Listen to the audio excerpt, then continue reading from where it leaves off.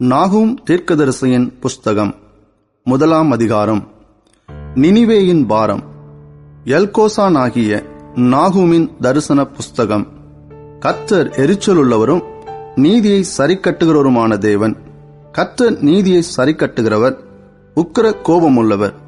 கர்த்தர் தம்முடைய சத்துருக்களுக்கு பிரதிபலன் அளிக்கிறவர். அவர் தம்முடைய பகைஞருக்காக கோபத்தை வைத்து வைக்கிறவர். கர்த்தர் நீடிய சாந்தமும் மிகுந்த வல்லமையும் உள்ளவர். அவர்களை ஆக்கினை இல்லாமல் தப்புவிக்க மாட்டார். கர்த்தருடைய வழி சுழல் காற்றிலும் பெரும் காற்றிலும் இருக்கிறது. மேகங்கள் அவருடைய பாதத்தூளாயிருக்கிறது. அவர் சமுத்திரத்தை அதட்டி அதை வற்றிப்போக பண்ணி சகல ஆறுகளையும் வறட்சியாக்குகிறார். பாசானும் கர்மேலும் சோர்ந்து லீபனோனின் செழிப்பு வாடிப்போகும். அவர் சமூகத்தில் பர்வதங்கள் அதிர்ந்து மலைகள் கரைந்து போகும். அவர் பிரசன்னத்தினால் பூமியும் பூச்சக்கரமும் அதில் குடியிருக்கிற அனைவரோடும் எடுபட்டு போம். அவருடைய கோபத்துக்கு முன்பாக நிற்பவன் யார்? அவருடைய உக்கிர கோபத்திலே தரிப்பவன் யார்? அவருடைய எரிச்சல் அக்கினியைப் போல இறைக்கப்படுகிறது. அவராலே கன்மலைகள் பெயர்க்கப்படும். கர்த்தர் நல்லவர், இக்கட்டு நாளிலே அரணான கோட்டை. தம்மை நம்புகிறவர்களை அறிந்திருக்கிறார். ஆனாலும் நினிவேயின் ஸ்தானத்தை புரண்டு வருகிற வெள்ளத்தினால் சர்வ சங்காரம் பண்ணுவார். இருள் அவர் சத்துருக்களை பின்தொடரும். நீங்கள் கர்த்தருக்கு விரோதமாக செய்ய நினைக்கிறதென்ன? அவர் சர்வ சங்காரம் பண்ணுவார். இடுக்கம் மறுபடியும் உண்டாகாது. அவர்கள் சன்ன பின்னலாயிருக்கிற முச்செடிகளுக்கு ஒப்பாயிருக்கையிலும் தங்கள் மதுபானத்தினால் வெறி கொண்டிருக்கையிலும் அவர்கள் முழுதும் காய்ந்து போன செத்தையைப் போல எரிந்து போவார்கள். கர்த்தருக்கு விரோதமாக பொல்லாத நினைவு கொண்டிருக்கிற துராலோசனைக்காரன் ஒருவன் உன்னிடத்திலிருந்து புறப்பட்டான். கர்த்தர் சொல்லுகிறது என்னவென்றால், அவர்கள் சம்பூர்ணம் அடைந்து அநேகராயிருந்தாலும் அறுப்புண்டு போவார்கள். அவன் ஒளிந்து போவான். உன்னை நான் சிறுமைப்படுத்தினேன், இனி உன்னை சிறுமைப்படுத்தாதிருப்பேன். இப்போதும் நான் உன்மேல் இருக்கிற அவன் நுகத்தை முறித்து உன் கட்டுகளை அறுப்பேன். உன்னை குறித்து கர்த்தர் கட்டளை கொடுத்திருக்கிறார். இனி உன் பேருக்கு வித்து விதைக்கப்படுவதில்லை. உன் தேவர்களின் கோவிலில் இருக்கிற வெட்டப்பட்ட விக்கிரகத்தையும் வார்க்கப்பட்ட விக்கிரகத்தையும் நான் நிர்மூலம் பண்ணுவேன். நீ கனவீனனானபடியால் அதை உனக்கு பிரேத குழியாக்குவேன். இதோ சமாதானத்தை கூறுகிற சுவிசேஷகனுடைய கால்கள் மலைகளின் மேல் வருகிறது. யூதாவே, உன் பண்டிகைகளை ஆசரி, உன் பொருத்தனைகளை செலுத்து. துஷ்டன் இனி உன் வழியாய் கடந்து வருவதில்லை. அவன் முழுவதும் சங்கரிக்கப்பட்டான். நாகூம் 2 அதிகாரம். சிதறடிக்கிறவன் உன் முகத்துக்கு முன்பாக வருகிறான். அரணை காத்துக்கொள், வழியை காவல் பண்ணு, அறையை கெட்டியாய் கட்டிக்கொள். உன் பெலனை மிகவும் ஸ்திரப்படுத்து.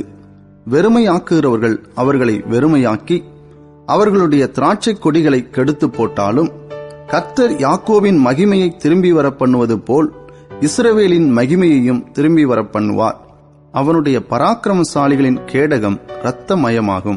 அவனுடைய யுத்த வீரர் இரத்தாம்பரம் தரித்துக் கொண்டிருக்கிறார்கள். அவன் தன்னை ஆயத்தம் பண்ணும் நாளிலே ரதங்கள் ஜுவாலிக்கிற கற்கங்களை உடையதாயிருக்கும். ஈட்டிகள் குலுங்கும். ரதங்கள் தெருக்களில் கடகடவென்றோடி வீதிகளில் இடசாரி வலசாரி வரும். அவைகள் தீவெட்டிகளைப் போல விளங்கி மின்னல்களைப் போல வேகமாய் பறக்கும். அவன் தன் பிரபலஸ்தரை நினைவு கூறுவான். அவர்கள் தங்கள் நடைகளில் இடறி அலங்கத்துக்கு விரைந்து ஓடுவார்கள். மறைவிடம் ஆயத்தப்படுத்தப்படும். ஆறுகளின் மதகுகள் திறக்கப்படும். அரமனை கரைந்து போம். அவன் சிறைப்பட்டு போக தீர்மானமாயிற்று. அவளுடைய தாதிமார்கள் தங்கள் மார்பிலை அடித்துக்கொண்டு புறாக்களைப் போல சத்தமிட்டு கூட போவார்கள். நினிவே பூர்வ காலம் முதல் தண்ணீர் தடாகம் போல் இருந்தது. இப்போதோ அவர்கள் ஓடிப்போகிறார்கள். நில்லுங்கள், நில்லுங்கள் என்றாலும் திரும்பி பார்க்கிறவன் இல்லை. வெள்ளியை கொள்ளையிடுங்கள், பொன்னையும் கொள்ளையிடுங்கள். சம்பத்துக்கு முடிவில்லை. இச்சிக்கப்படத்தக்க சகலவித பொருள்களும் இருக்கிறது. அவள் வெறுமையும் வெளியும் பாழுமாவாள். மனம் கரைந்து போகிறது. முழங்கால்கள் தள்ளாடுகிறது. எல்லா இடுப்புகளிலும் மிகுந்த வேதனை உண்டு. எல்லாருடைய முகங்களும் கருகி போகிறது. சிங்கங்களின் வாசஸ்தலம் எங்கே? பாலசிங்கம் இறை தின்கிற இடம் எங்கே? கிழச்சிங்கமாகிய சிங்கமும் சிங்கக்குட்டிகளும் பயப்படுத்துவாரில்லாமல் சஞ்சரிக்கிற ஸ்தானம் எங்கே? சிங்கம் தன் குட்டிகளுக்கு தேவையானதை பீறி தன் பெண் சிங்கங்களுக்கு வேண்டியதை தொண்டையை பிடித்து கொன்று இரைகளினால் தன் கெபிகளையும் பீறி போட்டவைகளினால் தன் தாவரங்களையும் நிரப்பிற்று. இதோ நான் உனக்கு விரோதமாக வந்து ரதங்களை புகையெழும்ப எரித்து போடுவேன். பட்டயம் உன் பாலசிங்கங்களை பட்சிக்கும். நீ இறைக்காக பிடிக்கும் வேட்டையை தேசத்தில் அற்றுப்போக பண்ணுவேன். உன் ஸ்தானாபதிகளின் சத்தம் இனி கேட்கப்படுவதில்லை என்று சேனைகளின் கர்த்தர் சொல்லுகிறார். நாகும் 3ஆம் அதிகாரம். இரத்தப்பழிகளின் நகரத்திற்கு ஐயோ! அது வஞ்சகத்தினாலும் கொடுமையினாலும் நிறைந்திருக்கிறது. கொள்ளை ஓயாமல் நடக்கிறது. சவுக்குகளின் ஓசையும் உருளைகளின் அதிர்ச்சியும் குதிரைகளின் பாய்ச்சலும் ரதங்கள் கடகடவென்று ஓடுகிற சத்தமும் வீரர் குதிரை ஏறுகிறதும் பட்டயங்கள் துளங்குகிறதும் ஈட்டிகள் மின்னுகிறதும் வெட்டுண்டவர்களின் திரளும் பிரேதங்களின் ஏராளமும் அங்கே உண்டாயிருக்கும். பிணங்களுக்கு தொகையில்லை. அவர்கள் பிணங்களில் இடறி விழுகிறார்கள். தன் வேசித்தனங்களினால் ஜாதிகளையும் தன் சூனியங்களினால் வம்சங்களையும் விற்கிற மகா சூனியக்காரியும் ரூபவதியுமாயிருக்கிற வேசியினுடைய திரளான வேசித்தனங்களின் நிமித்தம் இதோ நான் உனக்கு விரோதமாக வந்து உன் வஸ்திரத்து ஓரங்களை உன் முகமட்டும் தூக்கி எடுத்து ஜாதிகளுக்கு உன் நிர்வாணத்தையும் ராஜ்யங்களுக்கு உன் மானத்தையும் தெரிய பண்ணி உன்மேல் தீட்டானவைகளை எரிந்து உன்னை கனவீனப்படுத்தி உன்னை வேடிக்கையாக்கி போடுவேன் என்று சேனைகளின் கர்த்தர் சொல்லுகிறார். அப்பொழுது உன்னை காண்கிறவன் எல்லாம் நினிவே பாழாய் போயிற்று, அதற்காக புலம்புகிறவர் யார்? ஆறுதல் சொல்லுகிறவர்களை உனக்கு எங்கே தேடுவேன் என்று சொல்லி உன்னை விட்டோடி போவான். நதிகள் மத்தியில் இருந்த நோ அம்மோனை பார்க்கிலும் நீ சிரேஷ்டமோ? அதை சுற்றிலும் தண்ணீர் இருந்தது. சமுத்திரம் அதன் அரணும் சமுத்திரக்கால் அதன் மதிலுமாயிருந்தது. எத்தியோப்பியாவும் எகிப்தும் எண்ணிறந்த சேனையால் அதற்கு பெலனாக இருந்தது. பூத்தும் லூபீமும் அதற்கு சகாயமாயிருந்தது. ஆயினும் அவள் குடிவிலக்கப்பட்டு சிறையிருப்பிலே கொண்டு போகப்பட்டாள். அவள் குழந்தைகள் எல்லா வீதிகளின் முகனைகளிலும் மோதியடிக்கப்பட்டார்கள். அவளுடைய கணவான்கள் பேரில் சீட்டு போட்டார்கள்.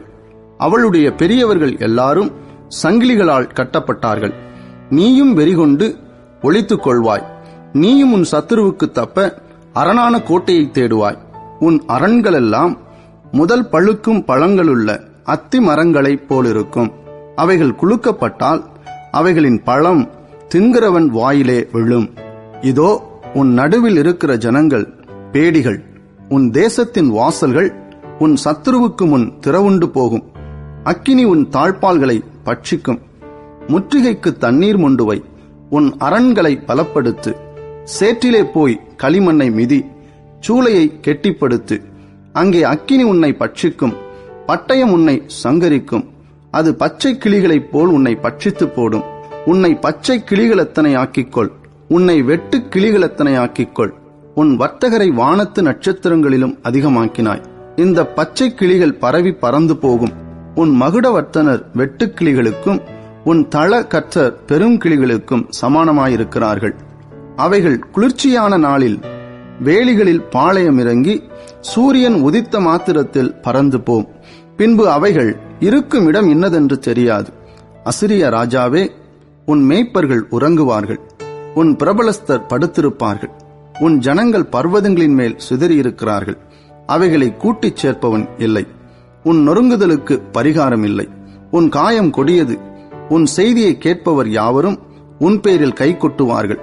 உன் பொல்லாப்பு எந்நேரமும் யார் பேரிலேதான் பாயாமல் போயிற்று? ஆபகூக் தீர்க்கதரிசியின் புஸ்தகம் 1ஆம் அதிகாரம். ஆபகூக் என்னும் தீர்க்கதரிசி தரிசனமாய் கண்ட பாரம். கர்த்தாவே, நான் எதுவரைக்கும் உம்மை நோக்கி கூப்பிடுவேன்? நீர் கேளாமல் இருக்கிறீரே. கொடுமையின் நிமித்தம் நான் எதுவரைக்கும் உம்மை நோக்கி கூப்பிடுவேன்? நீர் ரட்சியாமல் இருக்கிறீரே.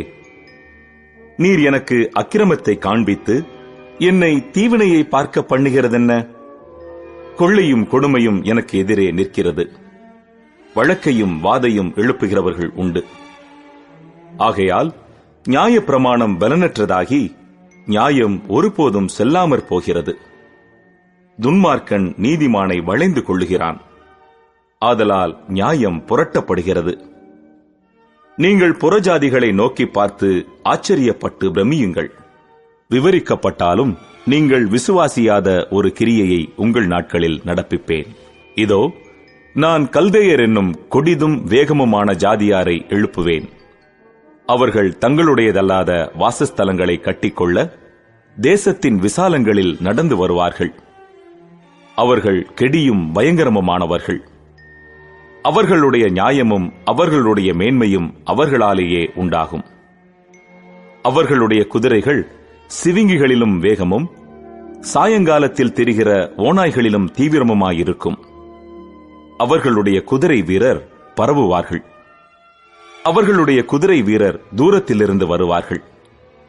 இறைக்கு தீவிரிக்கிற கழுகுகளைப் போல் பறந்து வருவார்கள்.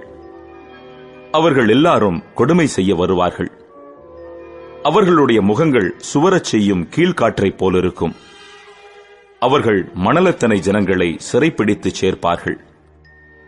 அவர்கள் ராஜாக்களை ஆகடியம் பண்ணுவார்கள். அதிபதிகள் அவர்களுக்கு பரியாசமாயிருப்பார்கள். அவர்கள் அரண்களையெல்லாம் பார்த்து நகைத்து மண்மேடுகளை குவித்து அவைகளை பிடிப்பார்கள். அப்பொழுது அவனுடைய மனம் மாற அவன் தன் பெலன் தன் தேவனாலே உண்டானதென்று சொல்லி மிஞ்சிப்போய் குற்றவாளியாவான். கர்த்தாவே, நீர் பூர்வ காலம் முதல் என் தேவனும் என் பரிசுத்தருமானவர் அல்லவா? நாங்கள் சாவதில்லை. கர்த்தாவே, நியாய தீர்ப்பு செய்ய அவனை வைத்தீர். கன்மலையே, தண்டனை செய்ய அவனை நியமித்தீர். தீமையை பார்க்க மாட்டாத சுத்த கண்ணனே, அநியாயத்தை நோக்கிக் கொண்டிருக்க மாட்டீரே. பின்னை துரோகிகளை நீர் நோக்கிக் கொண்டிருக்கிறதென்ன? துன்மார்க்கன் தன்னை பார்க்கிலும் நீதிமானை விழுங்கும்போது நீர் மௌனமாயிருக்கிறதென்ன? மனுஷரை சமுத்திரத்து மச்சங்களுக்கும் அதிகாரி இல்லாத ஊர்வனவற்றிற்கும் சமானமாக்குகிறதென்ன? அவர்கள் எல்லாரையும் தூண்டிலினால் இழுத்துக் கொள்ளுகிறான். அவர்களை தன் வலையினால் பிடித்து தன் பரியிலே சேர்த்துக் கொள்ளுகிறான். அதனால் சந்தோஷப்பட்டு களி கூறுகிறான். ஆகையால் அவைகளினால் தன் பங்கு கொழுப்புள்ளதும் தன் போஜனம் ருசிகரம் உள்ளதுமாயிற்று என்று சொல்லி அவன் தன் வலைக்கு பலியிட்டு தன் பரிக்கு தூபம் காட்டுகிறான். இதற்காக அவன் தன் வலையை இழுத்து அதில் உள்ளவைகளை கொட்டிக் கொண்டிருந்து இரக்கமில்லாமல் ஜாதிகளை எப்போதும் கொன்று போட வேண்டுமோ? ஆபகூக் 2ஆம் அதிகாரம். நான் என் காவலிலே தரித்து அரணிலே நிலை கொண்டிருந்து அவர் எனக்கு என்ன சொல்லுவார் என்றும் அவர் என்னை கண்டிக்கும் போது நான் என்ன உத்தரவு சொல்லுவேன் என்றும் கவனித்து பார்ப்பேன் என்றேன். அப்பொழுது கர்த்தர் எனக்கு பிரதியுத்தரமாக, நீ தரிசனத்தை எழுதி அதை கடந்தோடுகிறவன் வாசிக்கும்படி பலகைகளிலே தீர்க்கமாக வரை. குறித்த காலத்துக்கு தரிசனம் இன்னும் வைக்கப்பட்டிருக்கிறது. முடிவிலே அது விளங்கும். அது பொய் சொல்லாது. அது தாமதித்தாலும் அதற்கு காத்திரு. அது நிச்சயமாய் வரும். அது தாமதிப்பதில்லை. இதோ, அகங்காரியாயிருக்கிறானே, அவனுடைய ஆத்துமா அவனுக்குள் செம்மையானதல்ல. தன் விசுவாசத்தினாலே நீதிமான் பிழைப்பான். அவன் மதுபானத்தினால் அக்கிரமம் செய்து அகங்காரியாகி வீட்டிலே தரியாமல் அவன் தன் ஆத்துமாவை பாதாளத்தைப் போல விரிவாக்கி திருப்தியாகாமல் மரணத்துக்கு சமானமாய் சகல ஜாதிகளையும் தன்வசமாக சேர்த்து சகல ஜனங்களையும் தன்னிடமாக கூட்டிக் கொண்டாலும் இவர்கள் எல்லாரும் அவன் பேரில் ஒரு பழமொழியையும் அவனுக்கு விரோதமான வசை சொல்லையும் வசனித்து தன்னுடையதல்லாததை தனக்காக சேர்த்துக் கொள்ளுகிறவனுக்கு ஐயோ என்றும் அது எந்த மட்டும் நிற்கும் என்றும் அவன் தன்மேல் களிமண் சுமையை அல்லவா சுமத்திக் கொள்கிறான் என்றும் சொல்லுவார்கள். உன்னை கடிப்பவர்கள் சடிதியாய் எழும்புவதும் உன்னை அலை கழிப்பவர்கள் விழிப்பதும் இல்லையோ? நீ அவர்களுக்கு சூறையாகாயோ? நீ அநேகம் ஜாதிகளை கொள்ளையிட்டபடியினால் ஜனங்களில் மீதியான யாவரும் நீ சிந்தின மனுஷ இரத்தத்தின் நிமித்தமும் நீ செய்த கொடுமையின் நிமித்தமும் உன்னை கொள்ளையிடுவார்கள். தீமையின் வல்லமைக்கு தப்ப வேண்டும் என்று தன் கூட்டை உயரத்திலே வைக்கும்படிக்கு தன் வீட்டுக்கு பொல்லாத ஆதாயத்தை தேடுகிறவனுக்கு ஐயோ! அநேக ஜனங்களை வெட்டி போட்டதினால் உன் வீட்டுக்கு வெட்கமுண்டாக ஆலோசனை பண்ணினாய். உன் ஆத்துமாவுக்கு விரோதமாய் பாவம் செய்தாய். கல்லு சுவரிலிருந்து கூப்பிடும், உத்திரம் மச்சிலிருந்து சாட்சியிடும். இரத்த பழிகளாலே பட்டணத்தை கட்டி அநியாயத்தினாலே நகரத்தை பலப்படுத்துகிறவனுக்கு ஐயோ! இதோ ஜனங்கள் அக்கினிக்கு இரையாக உழைத்து ஜனங்கள் விருதாவாக இழைத்து போகிறது கர்த்தருடைய செயல் அல்லவோ? சமுத்திரம் ஜலத்தினால் நிறைந்திருக்கிறது போல் பூமி கர்த்தருடைய மகிமையை அறிகிற அறிவினால் நிறைந்திருக்கும். தன் தோழருக்கு குடிக்க கொடுத்து தன் துருத்தியை அவர்கள் அண்டையிலே வைத்து அவர்களுடைய நிர்வாணங்களை பார்க்கும்படிக்கு அவர்களை வெறிக்க பண்ணுகிறவனுக்கு ஐயோ! நீ மகிமையினால் அல்ல, லச்சையினால் நிரப்பப்படுவாய். நீயும் குடித்து விருத்த சேதனமில்லாதவன் என்று விளங்கு. கர்த்தருடைய வலதுகையில் இருக்கிற பாத்திரம் உன்னிடத்திற்கு திரும்பும். உன் மகிமையின் மேல் லச்சையான வாந்தி பண்ணுவாய். லீபனோனுக்கு செய்த கொடுமை உன்னை மூடும். சிந்தின மனுஷ இரத்தத்தின் நிமித்தமும் தேசத்திற்கும் பட்டணத்திற்கும் அதன் குடிகள் எல்லாருக்கும் செய்த கொடுமையின் நிமித்தமும் மிருகங்கள் செய்யும் பாழ்கடிப்பு உன்னை கலங்க பண்ணும். சித்திரக்காரனுக்கு அவன் செய்த சுரூபமும் ஊமையான தெய்வங்களை உண்டு பண்ணி தான் உருவாக்கின சுரூபத்தை நம்பினவனுக்கு வார்க்கப்பட்டதும் பொய்போதகம் பண்ணுகிறதுமான விக்கிரகமும் என்னத்துக்கு உதவும்? மரத்தை பார்த்து விழி என்றும் ஊமையான கல்லை பார்த்து எழும்பு என்றும் சொல்லுகிறவனுக்கு ஐயோ! அது போதிக்குமோ? இதோ அது பொன்னும் வெள்ளியுமான தகட்டால் மூடப்பட்டிருக்கிறது, அதற்குள்ளே சுவாசம் இல்லையே. கர்த்தரோவென்றால் தமது பரிசுத்த ஆலயத்தில் இருக்கிறார். பூமியெல்லாம் அவருக்கு முன்பாக மௌனமாயிருக்க கடவது. ஆபகூக் 3ஆம் அதிகாரம். ஆபகூக் தீர்க்கதரிசி சிகாயோனில் பாடின விண்ணப்பம். கர்த்தாவே, நீர் வெளிப்படுத்தினதை நான் கேட்டேன், எனக்கு பயம் உண்டாயிற்று. கர்த்தாவே, வருஷங்களின் நடுவிலே உம்முடைய கிரியையை உயிர்ப்பியும், வருஷங்களின் நடுவிலே அதை விளங்க பண்ணும். கோபித்தாலும் இரக்கத்தை நினைத்தருளும். தேவன் தேமானிலிருந்தும் பரிசுத்தர் பாரான் பர்வதத்திலிருந்தும் வந்தார். அவருடைய மகிமை வானங்களை மூடிக்கொண்டது. அவர் துதியினால் பூமி நிறைந்தது. அவருடைய பிரகாசம் சூரியனைப் போலிருந்தது. அவருடைய கரத்திலிருந்து கிரணங்கள் வீசின. அங்கே அவருடைய பராக்கிரமம் மறைந்திருந்தது. அவருக்கு முன்பாக கொள்ளை நோய் சென்றது. அவர் அடிகளிலிருந்து எரிபந்தமான காய்ச்சல் புறப்பட்டது. அவர் நின்று பூமியை அளந்தார். அவர் பார்த்து புறஜாதிகளை கரையப் பண்ணினார். பூர்வ பர்வதங்கள் சிதறடிக்கப்பட்டது. என்றுமுள்ள மலைகள் தாழ்ந்தது. அவருடைய நடைகள் நித்திய நடைகளாயிருந்தது. கூஷானின் கூடாரங்கள் வருத்தத்தில் அகப்பட்டிருக்க கண்டேன். மீதியான் தேசத்தின் திரைகள் நடுங்கின. கர்த்தர் நதிகளின் மேல் கோபமாயிருந்தாரோ? தேவரீர் உம்முடைய குதிரைகளின் மேலும் ரட்சிப்பு உண்டாக்குகிற உம்முடைய ரதங்களின் மேலும் ஏறி வருகிற போது உமது கோபம் நதிகளுக்கும் உமது சினம் சமுத்திரத்திற்கும் விரோதமாயிருந்ததோ? கோத்திரங்களுக்கு ஆணையிட்டு கொடுத்த வாக்கின்படியே உம்முடைய வில் நாணேற்றப்பட்டதாக விளங்கினது. நீர் பூமியை பிளந்து ஆறுகளை உண்டாக்கினீர். பர்வதங்கள் உம்மை கண்டு நடுங்கின. ஜலம் பிரவாகித்து கடந்து போயிற்று. ஆழி இறைந்தது, அதன் கைகளை உயர எடுத்தது. சந்திரனும் சூரியனும் தன் தன் மண்டலத்தில் நின்றன. உமது அம்புகளின் ஜோதியிலும் உமது ஈட்டியினுடைய மின்னல் பிரகாசத்திலும் நடந்தன. நீர் கோபத்தோடே பூமியில் நடந்தீர். உக்கிரத்தோடே ஜாதிகளை போரடித்தீர். உமது ஜனத்தின் ரட்சிப்புக்காகவும் நீர் அபிஷேகம் பண்ணுவித்தவனின் ரட்சிப்புக்காகவுமே நீர் புறப்பட்டீர். கழுத்தளவாக அஸ்திபாரத்தை திறப்பாக்கி துஷ்டனுடைய வீட்டிலிருந்த தலைவனை வெட்டினீர். என்னை சிதறடிப்பதற்கு பெருங்காற்றைப் போல் வந்தார்கள். சிறுமையானவனை மறைவிடத்திலே பட்சிப்பது அவர்களுக்கு சந்தோஷமாயிருந்தது.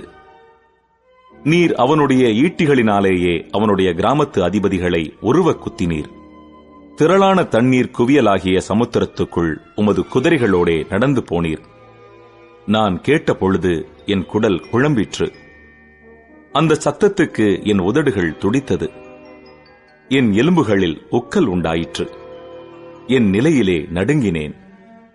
ஆனாலும் எங்களோட எதிர்க்கும் ஜனங்கள் வரும்போது இக்கட்டு நாளிலே நான் இளைப்பாறுதல் அடைவேன். அத்திமரம் துளிர் விடாமற் போனாலும், திராட்சைச் செடிகளில் பழம் உண்டாகாமற் போனாலும், ஒலிவ மரத்தின் பலன் அற்றுப்போனாலும், வயல்கள் தானியத்தை விளைவியாமற் போனாலும், கிடையில் ஆட்டு மந்தைகள் முதலற்று போனாலும், தொழுவத்திலே மாடு இல்லாமற் போனாலும், நான் கர்த்தருக்குள் மகிழ்ச்சியாயிருப்பேன். என் இரட்சிப்பின் தேவனுக்குள் களி கூறுவேன். ஆண்டவராகிய கர்த்தர் என் பலன். அவர் என் கால்களை மான் கால்களைப் போலாக்கி உயரமான ஸ்தலங்களில் என்னை நடக்க பண்ணுவார். இது நெகினோத் என்னும் வாத்தியத்தில் வாசிக்க ராகத் தலைவனுக்கு ஒப்புவிக்கப்பட்ட சங்கீதம். செப்பனியா தீர்க்கதரிசியின் புஸ்தகம் 1 அதிகாரம். ஆமோனின் புத்திரனாகிய யோசியா என்னும் யூதா ராஜாவின் நாட்களிலே எஸ்கியாவின் குமாரனாகிய ஆமரியாவுக்கு குமாரனான கெதலியா என்பவனுடைய மகனாகிய கூஷின் குமாரன் செப்பனியாவுக்கு உண்டான கர்த்தருடைய வசனம். தேசத்தில் உண்டானதை எல்லாம் முற்றிலும் வாரிக்கொள்ளுவேன் என்று கர்த்தர் சொல்லுகிறார். மனுஷரையும் மிருக ஜீவன்களையும் வாரிக்கொள்ளுவேன். நான் ஆகாயத்து பறவைகளையும் சமுத்திரத்து மச்சங்களையும் இடறுகிறதற்கு ஏதுவானவைகளையும் துன்மார்க்கரோடே கூட வாரிக்கொண்டு தேசத்தில் உண்டான மனுஷரை சங்காரம் பண்ணுவேன் என்று கர்த்தர் சொல்லுகிறார். நான் யூதாவின் மேலும் எருசலேமிலுள்ள எல்லா குடிகளின் மேலும் என் கையை நீட்டி பாகாலில் மீதியாயிருக்கிறதையும் ஆசாரியர்களோடே கூட கெம்மரிம் என்பவர்களின் பேரையும் வீடுகளின் மேல் வான சேனையை பணிகிறவர்களையும் கர்த்தர் பேரில் ஆணையிட்டு மல்காமின் பேரிலும் ஆணையிட்டு பணிகிறவர்களையும் கர்த்தரை விட்டு பின்வாங்குகிறவர்களையும் கர்த்தரை தேடாமலும் அவரை குறித்து விசாரியாமலும் இருக்கிறவர்களையும் இவ்விடத்தில் இராதபடிக்கு சங்காரம் பண்ணுவேன். கர்த்தராகிய ஆண்டவருக்கு முன்பாக மௌனமாயிருங்கள். கர்த்தருடைய நாள் சமீபித்திருக்கிறது. கர்த்தர் ஒரு யாகத்தை ஆயத்தம் பண்ணி அதற்கு விருந்தாளிகளையும் அழைத்திருக்கிறார். கர்த்தருடைய யாகத்தின் நாளிலே நான் அதிபதிகளையும் ராஜகுமாரரையும் மறுதேசத்து வஸ்திரம் தரிக்கிற யாவரையும் தண்டிப்பேன். வாசற்படியை தாண்டி கொடுமையினாலும் வஞ்சகத்தினாலும் தங்கள் எஜமான்களின் வீடுகளை நிரப்புகிற யாவரையும் அந்நாளிலே தண்டிப்பேன். அந்நாளிலே மீன்வாசலிலிருந்து கூக்குரலின் சத்தமும் நகரத்தின் 2ஆம் பாகத்திலிருந்து அலறுதலும் மேடுகளிலிருந்து மகா சங்காரத்தின் இரைச்சலும் உண்டாகும் என்று கர்த்தர் சொல்லுகிறார். மக்தேஷின் குடிகளே அலறுங்கள். வர்த்தகர் எல்லாரும் சங்காரமானார்கள். காசுக்காரர் யாவரும் வெட்டுண்டு போனார்கள். அக்காலத்திலே நான் எருசலேமை விளக்கு கொளுத்தி சோதித்து வண்டல் போல குழம்பி இருக்கிறவர்களும் கர்த்தர் நன்மை செய்வதும் இல்லை தீமை செய்வதும் இல்லை என்று தங்கள் இருதயத்தில் சொல்லுகிறவர்களுமான மனுஷரை தண்டிப்பேன். அவர்களுடைய ஆஸ்தி கொள்ளையாகும். அவர்களுடைய வீடுகள் பாழாய்ப்போகும்.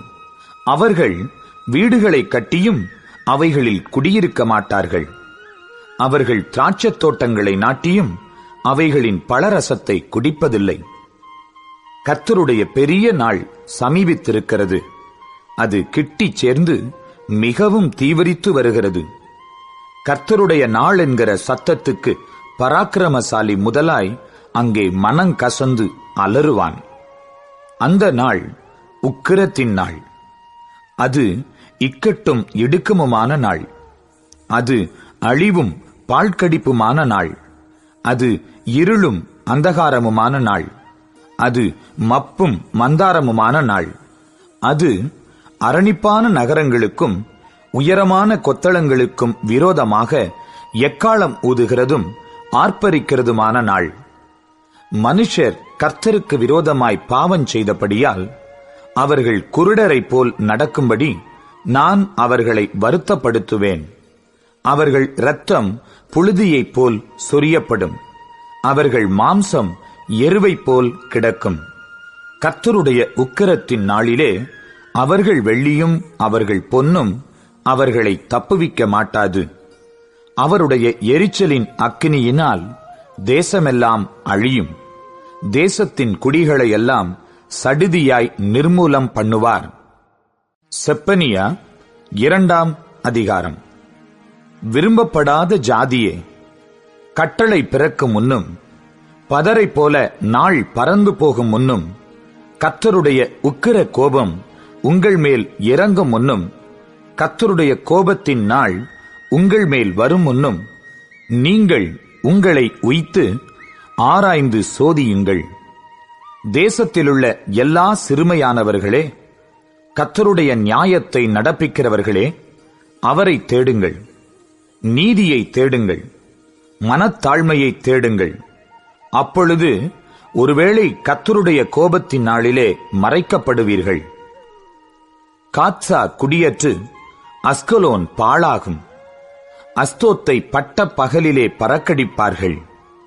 எக்ரோன் வேரோடே பிடுங்கப்படும். சமுத்திரக்கரை குடிகளாகிய கிரேத்தியருக்கு ஐயோ! பெலிஸ்தரின் தேசமாகிய கானானே, கர்த்தருடைய வார்த்தை உனக்கு விரோதமாயிருக்கிறது. இனி உன்னில் குடியில்லாதபடிக்கு உன்னை அழிப்பேன். சமுத்திரக்கரை தேசம் மேய்ப்பர் தங்கும் குடில்களும் ஆட்டுத் தோளங்களும் ஆகும். அந்த தேசம் யூதா வம்சத்தாரில் மீதியானவர்களின் வசமாகும். அவர்கள் அவ்விடங்களில் மந்தை மேய்ப்பார்கள். அஸ்கலோனின் வீடுகளிலே சாயங்காலத்திலே படுத்துக் கொள்வார்கள். அவர்களுடைய தேவனாகிய கர்த்தர் அவர்களை விசாரித்து அவர்கள் சிறையிருப்பை திருப்புவார்.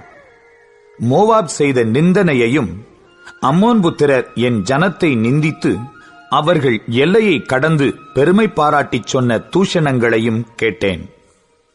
ஆகையால் மோவாப் சோதோமை போலும் அம்மோன் புத்திரரின் தேசம் கொமோராவை போலுமாகி காஞ்சுரி படரும் இடமும் உப்பு பள்ளமும் நித்திய பாழுமாயிருக்கும்.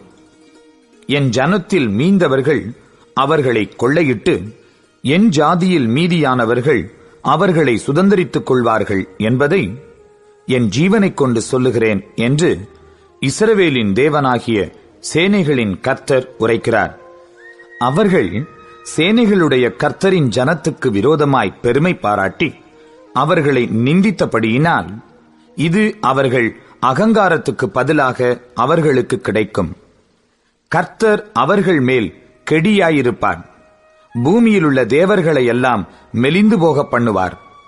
அப்பொழுது தீவுகளிலுள்ள சகல புறஜாதிகளும் அவரவர் தங்கள் தங்கள் ஸ்தானத்திலிருந்து அவரை பணிந்து கொள்வார்கள். எத்தியோப்பியராகிய நீங்களும் என் பட்டயத்தினால் கொலை செய்யப்படுவீர்கள். அவர் தமது கையை வடதேசத்துக்கு விரோதமாய் நீட்டி அசீரியாவை அழித்து நினிவேயை பாழும் வனாந்தரத்துக்கொத்த வறட்சியுமான ஸ்தலமாக்குவார். அதன் நடுவில் மந்தைகளும் ஜாதி ஜாதியான சகல மிருகங்களும் படுத்துக்கொள்ளும். அதனுடைய சிகரங்களின் மேல் நாரையும் கோட்டானும் ராத்தங்கும். பலகனிகளில் கூவுகிற சத்தம் பிறக்கும். வாசற்படிகளில் பாழ்கடிப்பு இருக்கும். கேதுரு மரங்களின் மச்சை திறப்பாக்கிப் போடுவார். நான் தான், என்னைத் தவிர வேறொருவரும் இல்லை என்று தன் இருதயத்தில் சொல்லி நிர்விசாரமாய் வாழ்ந்து களி கூர்ந்திருந்த நகரம் இதுவே. இது பாழும் மிருக ஜீவன்களின் தாபரவுமாய் போய்விட்டதே. அதின் வழியாய் போகிறவன் எவனும் ஈசல் போட்டு தன் கையை கொட்டுவான். செப்பனியா 3ஆம் அதிகாரம். இடுக்கண் செய்து ஊத்தையும் அழுக்குமாயிருக்கிற நகரத்துக்கு ஐயோ! அது சத்தத்துக்கு செவி கொடுக்கவில்லை. அது கடிந்து கொள்ளுதலை ஏற்றுக்கொள்ளவில்லை. அது கர்த்தரை நம்பவில்லை. அது தன் தேவனிடத்தில் சேரவில்லை. அதற்குள்ளே இருக்கிற அதன் அதிபதிகள் கெர்ச்சிக்கிற சிங்கங்கள். அதன் நியாயாதிபதிகள் சாயங்காலத்தில் புறப்படுகிறதும் விடியற்காலம் மட்டும் ஒரு எலும்பையும் மீதியாக வைக்காததுமான ஓநாய்கள். அதன் தீர்க்கதரிசிகள் வீண் பெருமையும் வஞ்சகமும் உள்ளவர்கள். அதன் ஆசாரியர்கள் பரிசுத்த ஸ்தலத்தை பரிசுத்த குலைச்சலாக்கி வேதத்துக்கு அநியாயம் செய்தார்கள். அதற்குள் இருக்கிற கர்த்தர் நீதியுள்ளவர். அவர் அநியாயம் செய்வதில்லை. அவர் குறைவில்லாமல் காலைதோறும் தம்முடைய நியாயத்தை விளங்க பண்ணுகிறார். அநியாயக்காரனோ வெட்கம் அறியான். ஜாதிகளை சங்கரித்தேன், அவர்கள் துருகங்கள் பாழாயின. அவர்களுடைய வீதிகளை ஒருவரும் கடந்து போகாதபடிக்கு பாழாக்கினேன். அவர்களுடைய பட்டணங்கள் மனுஷர் இல்லாதபடிக்கும் குடியில்லாதபடிக்கும் அவாந்தரையாயின.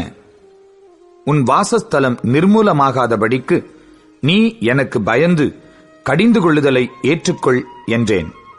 நான் அவர்களை எப்படி தண்டித்தாலும் அவர்கள் அதிகாலையில் எழுந்து தங்கள் கிரியைகளையெல்லாம் கேடாக்கினார்கள்.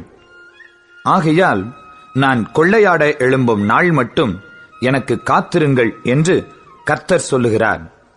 என் சினமாகிய உக்கிர கோபத்தை எல்லாம் அவர்கள் மேல் சொரியும்படி ஜாதிகளை சேர்க்கவும் ராஜ்யங்களை கூட்டவும் நான் தீர்மானம் பண்ணினேன். பூமியெல்லாம் என் எரிச்சலின் அக்கினியினால் அழியும். அப்பொழுது ஜனங்கள் எல்லாரும் கர்த்தருடைய நாமத்தை தொழுது கொண்டு ஒருமனப்பட்டு அவருக்கு ஆராதனை செய்யும்படிக்கு நான் அவர்கள் பாஷையை சுத்தமான பாஷையாக மாற பண்ணுவேன். எத்தியோப்பியாவின் நதிகளுக்கு அக்கறையிலிருந்து என்னிடத்தில் விண்ணப்பம் பண்ணுகிறவர்களாகிய சிதறடிக்கப்பட்டவர்களின் குமாரத்தியானவள் எனக்கு காணிக்கை கொண்டு வருவாள். எனக்கு விரோதமாய் துரோகம் பண்ணி நீ செய்த உன் எல்லா கிரியைகளின் நிமித்தமும் அந்நாளிலே வெட்கப்படாதிருப்பாய். அப்பொழுது நான் உன் பெருமையை குறித்து களி கூர்ந்தவர்களை உன் நடுவிலிருந்து விலக்கிவிடுவேன். நீ இனி என் பரிசுத்த பர்வதத்தில் அகங்காரம் கொள்ள மாட்டாய். உன் நடுவில் சிறுமையும் எளிமையுமான ஜனத்தை மீதியாக வைப்பேன். அவர்கள் கர்த்தருடைய நாமத்தின் மேல் நம்பிக்கையாயிருப்பார்கள். இஸ்ரவேலில் மீதியானவர்கள் அநியாயம் செய்வதில்லை, அவர்கள் பொய் பேசுவதும் இல்லை. வஞ்சக நாவு அவர்கள் வாயில் கண்டுபிடிக்கப்படுவதும் இல்லை. அவர்கள் தங்களை பயப்படுத்துவார் இல்லாமல் புசித்து படுத்துக் கொள்வார்கள். சீயோன் குமாரத்தியே, கெம்பீரித்து பாடு. இஸ்ரவேலரே, ஆர்ப்பரியுங்கள். எருசலேம் குமாரத்தியே, நீ முழு இருதயத்தோடும் மகிழ்ந்து களிகூறு. கர்த்தர் உன் ஆக்கினைகளை அகற்றி உன் சத்துருக்களை விலக்கினார். இஸ்ரவேலின் ராஜாவாகிய கர்த்தர் உன் நடுவிலே இருக்கிறார். இனி தீங்கை காணாதிருப்பாய். அந்நாளிலே எருசலேமை பார்த்து பயப்படாதே என்றும் சீயோனை பார்த்து உன் கைகளை தளரவிடாதே என்றும் சொல்லப்படும். உன் தேவனாகிய கர்த்தர் உன் நடுவில் இருக்கிறார். அவர் வல்லமையுள்ளவர், அவர் ரட்சிப்பார். அவர் உன் பேரில் சந்தோஷமாய் மகிழ்ந்து தம்முடைய அன்பின் நிமித்தம் அமர்ந்திருப்பார். அவர் உன் பேரில் கம்பீரமாய் களி கூறுவார். உன் சபையின் மனுஷராயிருந்து பண்டிகை ஆசரிப்பில்லாமையால் உண்டான நிந்தையின் நிமித்தம் சஞ்சலப்பட்டவர்களை நான் ஏகமாய் கூட்டிக் கொள்ளுவேன். இதோ, அக்காலத்திலே உன்னை சிறுமைப்படுத்தின யாவரையும் தண்டிப்பேன். நொண்டியானவனை ரட்சித்து தள்ளுண்டவனை சேர்த்துக் கொள்ளுவேன். அவர்கள் வெட்கம் அனுபவித்த சகல தேசங்களிலும் அவர்களுக்கு புகழ்ச்சியும் கீர்த்தியும் உண்டாக செய்வேன். அக்காலத்திலே உங்களை கூட்டிக் கொண்டு வருவேன். அக்காலத்திலே உங்களை சேர்த்துக் கொள்ளுவேன். உங்கள் கண் காண நான் உங்கள் சிறையிருப்பை திருப்பும் போது பூமியிலுள்ள சகல ஜனங்களுக்குள்ளும் நான் உங்களை கீர்த்தியும் புகழ்ச்சியுமாக வைப்பேன் என்று கர்த்தர் சொல்லுகிறார். ஆகாய் தீர்க்கதரிசியின் புஸ்தகம் 1 அதிகாரம்.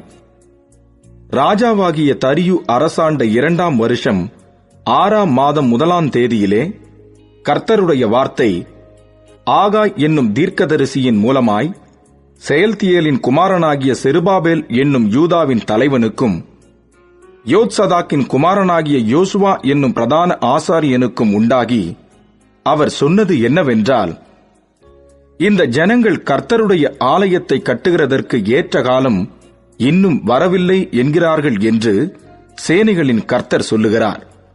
ஆனாலும் ஆகாய் என்னும் தீர்க்கதரிசியின் மூலமாய் கர்த்தருடைய வார்த்தை உண்டாகி அவர் சொல்லுகிறார், இந்த வீடு பாழாய் கிடக்கும்போது நீங்கள் மச்சுப்பாவப்பட்ட உங்கள் வீடுகளில் குடியிருக்கும்படியான காலம் இதுவோ? இப்போதும் சேனைகளின் கர்த்தர் சொல்லுகிறார், உங்கள் வழிகளை சிந்தித்துப் பாருங்கள். நீங்கள் திரளாய் விதைத்தும் கொஞ்சமாய் அறுத்துக் கொண்டு வருகிறீர்கள். நீங்கள் புசித்தும் திருப்தியாகவில்லை, குடித்தும் பரிபூரணமடையவில்லை. நீங்கள் வஸ்திரம் உடுத்தியும் ஒருவனுக்கும் குளிர் விடவில்லை. கூலியை சம்பாதிக்கிறவன் பொத்தலான பையிலே போடுகிறவனாய் அதை சம்பாதிக்கிறான். உங்கள் வழிகளை சிந்தித்துப் பாருங்கள் என்று சேனைகளின் கர்த்தர் சொல்லுகிறார். நீங்கள் மலையின் மேல் ஏறிப்போய் மரங்களை வெட்டிக் கொண்டு வந்து ஆலயத்தை கட்டுங்கள். அதன் பேரில் நான் பிரியமாய் இருப்பேன். அதனால் என் மகிமை விளங்கும் என்று கர்த்தர் சொல்லுகிறார். அதிகமாய் வரும் என்று நீங்கள் எதிர்பார்த்திருந்தும் இதோ கொஞ்சம் கிடைத்தது. நீங்கள் அறுத்து வீட்டுக்கு கொண்டு வந்தும் நான் அதை ஊதிப் போடுகிறேன். எதி நிமித்தம் என்றால், என் வீடு பாழாய் கிடக்கும்போது நீங்கள் எல்லாரும் அவனவன் தன் தன் வீட்டிற்கு ஓடிப்போகிறீர்களே, இது நிமித்தமே என்று சேனைகளின் கர்த்தர் சொல்லுகிறார். ஆதலால் உங்கள் மேல் இருக்கிற வானம் பனியை பெய்யாமலும் பூமி பலனை கொடாமலும் போயிற்று. நான் நிலத்தின் மேலும் மலைகளின் மேலும் தானியத்தின் மேலும் புது திராட்சரசத்தின் மேலும் எண்ணெயின் மேலும் பூமியில் விளைகிற எல்லாவற்றின் மேலும் மனுஷரின் மேலும் மிருகங்களின் மேலும் கைப்பாடு அனைத்தின் மேலும் வறட்சியை வருவித்தேன் என்றார். அப்பொழுது செயல்தியேலின் குமாரனாகிய செருபாபேலும் யோத்சதாக்கின் குமாரனாகிய யோசுவா என்னும் பிரதான ஆசாரியனும் ஜனத்தில் மீதியான அனைவரும் தங்கள் தேவனாகிய கர்த்தருடைய சத்தத்துக்கும் தங்கள் தேவனாகிய கர்த்தர் அனுப்பின ஆகா என்னும் தீர்க்கதரிசியினுடைய வார்த்தைகளுக்கும் செவி கொடுத்தார்கள். ஜனங்கள் கர்த்தருக்கு முன்பாக பயந்திருந்தார்கள். அப்பொழுது கர்த்தருடைய தூதனாகிய ஆகாய் கர்த்தர் தூதனுப்பிய வார்த்தையின்படி ஜனங்களை நோக்கி, நான் உங்களோடே இருக்கிறேன் என்று கர்த்தர் சொல்லுகிறார் என்றான். பின்பு கர்த்தர் செயல்தியேலின் குமாரனாகிய செருபாபேல் என்னும் யூதாவின் தலைவனுடைய ஆவியையும் யோத்சதாக்கின் குமாரனாகிய யோசுவா என்னும் பிரதான ஆசாரியனுடைய ஆவியையும் ஜனத்தில் மீதியான எல்லாருடைய ஆவியையும் எழுப்பினார். அவர்கள் வந்து தங்கள் தேவனாகிய சேனைகளுடைய கர்த்தரின் ஆலயத்திலே வேலை செய்தார்கள். தரியு ராஜாவின் 2ஆம் வருஷம் 6ஆம் மாதம் 24ஆம் தேதியிலே இது நடந்தது. ஆகாய் தீர்க்கதரிசியின் புஸ்தகம் 2ஆம் அதிகாரம். 7ஆம் மாதம் 21ஆம் தேதியிலே ஆகாய் என்னும் தீர்க்கதரிசியின் மூலமாய் கர்த்தருடைய வார்த்தை உண்டாயிற்று. அவர், நீ செயல்தியேலின் குமாரனாகிய செருபாபேல் என்னும் யூதாவின் தலைவனோடும் யோத்சதாக்கின் குமாரனாகிய யோசுவா என்னும் பிரதான ஆசாரியனோடும் ஜனத்தில் மீதியானவர்களோடும் சொல்ல வேண்டியது என்னவென்றால், இந்த ஆலயத்தின் முந்தின மகிமையை கண்டவர்களில் உங்களுக்குள்ளே மீந்திருக்கிறவர்கள் யார்? இப்பொழுது இது உங்களுக்கு எப்படி காண்கிறது? அதற்கு இது உங்கள் பார்வையில் ஒன்றுமில்லாதது போல் காண்கிறதல்லவா? ஆனாலும் செருபாபேலே, நீ திடன்கொள் என்று கர்த்தர் சொல்லுகிறார். யோத்சதாக்கின் குமாரனாகிய யோசுவா என்னும் பிரதான ஆசாரியனே, நீ திடன்கொள். தேசத்தின் எல்லா ஜனங்களே, நீங்கள் திடன் கொள்ளுங்கள், வேலையை நடத்துங்கள் என்று கர்த்தர் சொல்லுகிறார். நான் உங்களுடனே இருக்கிறேன் என்று சேனைகளின் கர்த்தர் சொல்லுகிறார். நீங்கள் எகிப்திலிருந்து புறப்படுகிற போது நான் உங்களோட உடன்படிக்கை பண்ணின வார்த்தையின்படியே என் ஆவியானவரும் உங்கள் நடுவில் நிலை கொண்டிருப்பார். பயப்படாதேயுங்கள். சேனைகளின் கர்த்தர் சொல்லுகிறார், கொஞ்ச காலத்துக்குள்ளே இன்னும் ஒரு தரம் நான் வானத்தையும் பூமியையும் சமுத்திரத்தையும் வெட்டாந்தரையையும் அசைய பண்ணுவேன். சகல ஜாதிகளையும் அசைய பண்ணுவேன். சகல ஜாதிகளாலும் விரும்பப்பட்டவர் வருவார். இந்த ஆலயத்தை மகிமையினால் நிறைய பண்ணுவேன் என்று சேனைகளின் கர்த்தர் சொல்லுகிறார், வெள்ளியும் என்னுடையது, பொன்னும் என்னுடையது என்று சேனைகளின் கர்த்தர் சொல்லுகிறார். முந்தின ஆலயத்தின் மகிமையை பார்க்கிலும் இந்த பிந்தின ஆலயத்தின் மகிமை பெரிதாயிருக்கும் என்று சேனைகளின் கர்த்தர் சொல்லுகிறார். இவ்விடத்திலே சமாதானத்தை கட்டளையிடுவேன் என்று சேனைகளின் கர்த்தர் உரைக்கிறார் என்று சொல் என்றார். தரியுவின் 2ஆம் வருஷம் 9ஆம் மாதம் 24ஆம் தேதியிலே ஆகாய் என்னும் தீர்க்கதரிசியின் மூலமாய் கர்த்தருடைய வார்த்தை உண்டாயிற்று.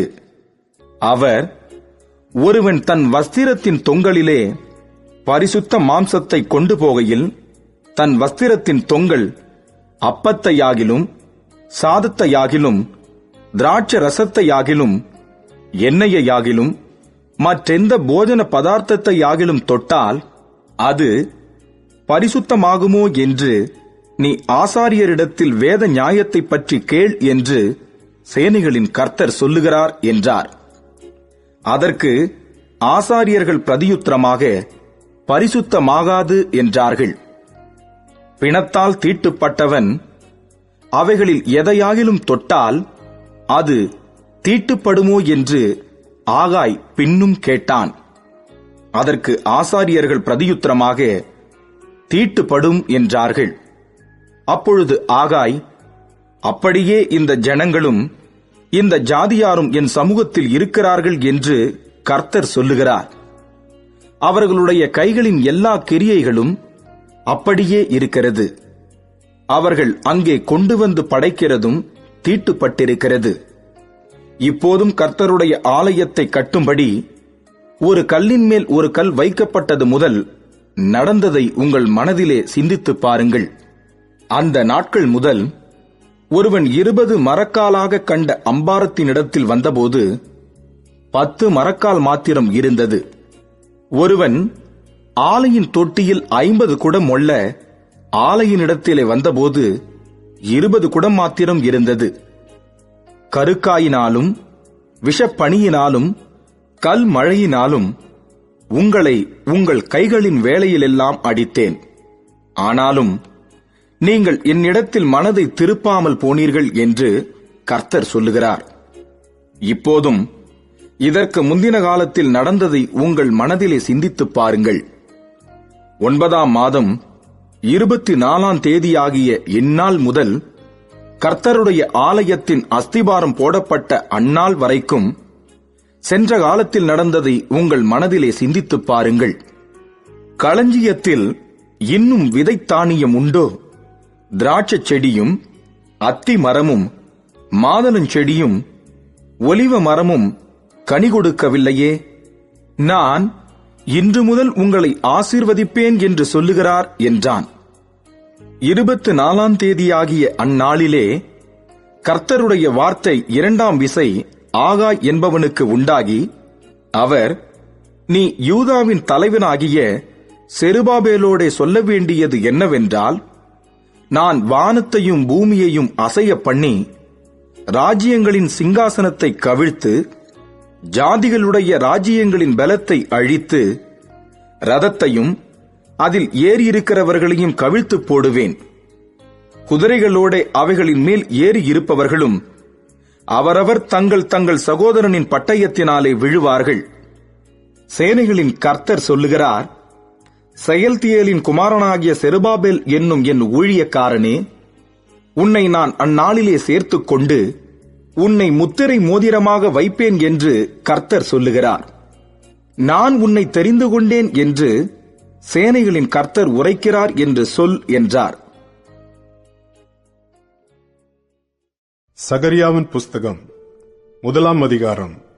தரியு அரசாண்ட 2ஆம் வருஷம் 8ஆம் மாதத்திலே இத்தோவின் மகனான பெரகியாவின் குமாரனாகிய சகரியாவுக்கு உண்டான கர்த்தருடைய வார்த்தை. கர்த்தர் உங்கள் பிதாக்களின் மேல் கடுங்கோபமாயிருந்தார். ஆகையால் நீ அவர்களை நோக்கி, சேனைகளின் கர்த்தர் உரைக்கிறது என்னவென்றால், என்னிடத்தில் திரும்புங்கள் என்று சேனைகளின் கர்த்தர் சொல்லுகிறார். அப்பொழுது நான் உங்களிடத்துக்கு திரும்புவேன் என்று சேனைகளின் கர்த்தர் சொல்லுகிறார். உங்கள் பிதாக்களைப் போல் இராதேயுங்கள். முந்தின தீர்க்கதரிசிகள் அவர்களை நோக்கி, உங்கள் பொல்லாத வழிகளையும் உங்கள் பொல்லாத கிரியைகளையும் விட்டு திரும்புங்கள் என்று சேனைகளின் கர்த்தர் சொல்லுகிறார் என்று கூப்பிட்டார்கள். ஆனாலும் எனக்கு செவி கொடாமலும் என்னை கவனியாமலும் போனார்கள் என்று கர்த்தர் சொல்லுகிறார். உங்கள் பிதாக்கள் எங்கே? தீர்க்கதரிசிகள் என்றென்றைக்கும் உயிரோடு இருப்பார்களோ?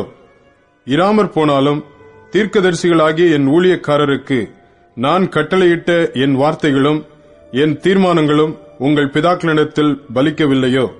எங்கள் வழிகளின்படியேயும் எங்கள் கிரியைகளின்படியேயும் சேனைகளின் கர்த்தர் எங்களுக்கு செய்ய நிர்ணயித்தபடியே எங்களுக்கு செய்தார் என்று அவர்கள் திரும்ப வந்து சொன்னதில்லையோ என்று சொல் என்றார். தரியு அரசாண்ட 2ஆம் வருஷம் சேபாத் மாதமாகிய 11ஆம் மாதம் 24ஆம் தேதியிலே கர்த்தருடைய வார்த்தை இத்தோவின் மகனான பெரகியாவின் குமாரன் சகரியா என்னும் தீர்க்கதரிசிக்கு உண்டாயிற்று. அவன் சொன்னது, இதோ இன்று ராத்திரி சிவப்பு குதிரையின் மேல் ஏறி இருந்த ஒரு புருஷனை கண்டேன்.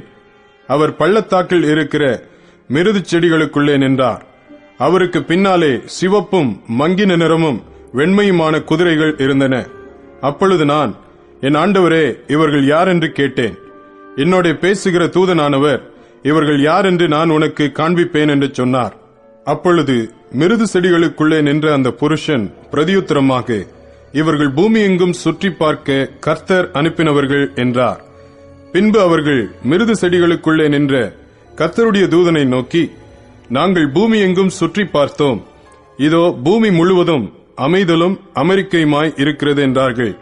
அப்பொழுது கர்த்தருடைய தூதன் மறுமொழியாக, சேனைகளின் கர்த்தாவே, இந்த 70 வருஷமாய் நீர் கோபம் கொண்டிருக்கிற எருசலேமின் மேலும் யூதா பட்டணங்களின் மேலும் எந்த மட்டும் இறங்காதிருப்பீர் என்று சொல்ல, அப்பொழுது கர்த்தர் என்னோட பேசின தூதனுக்கு நல் வார்த்தைகளையும் ஆறுதலான வார்த்தைகளையும் பிரதியுத்தரமாக சொன்னார்.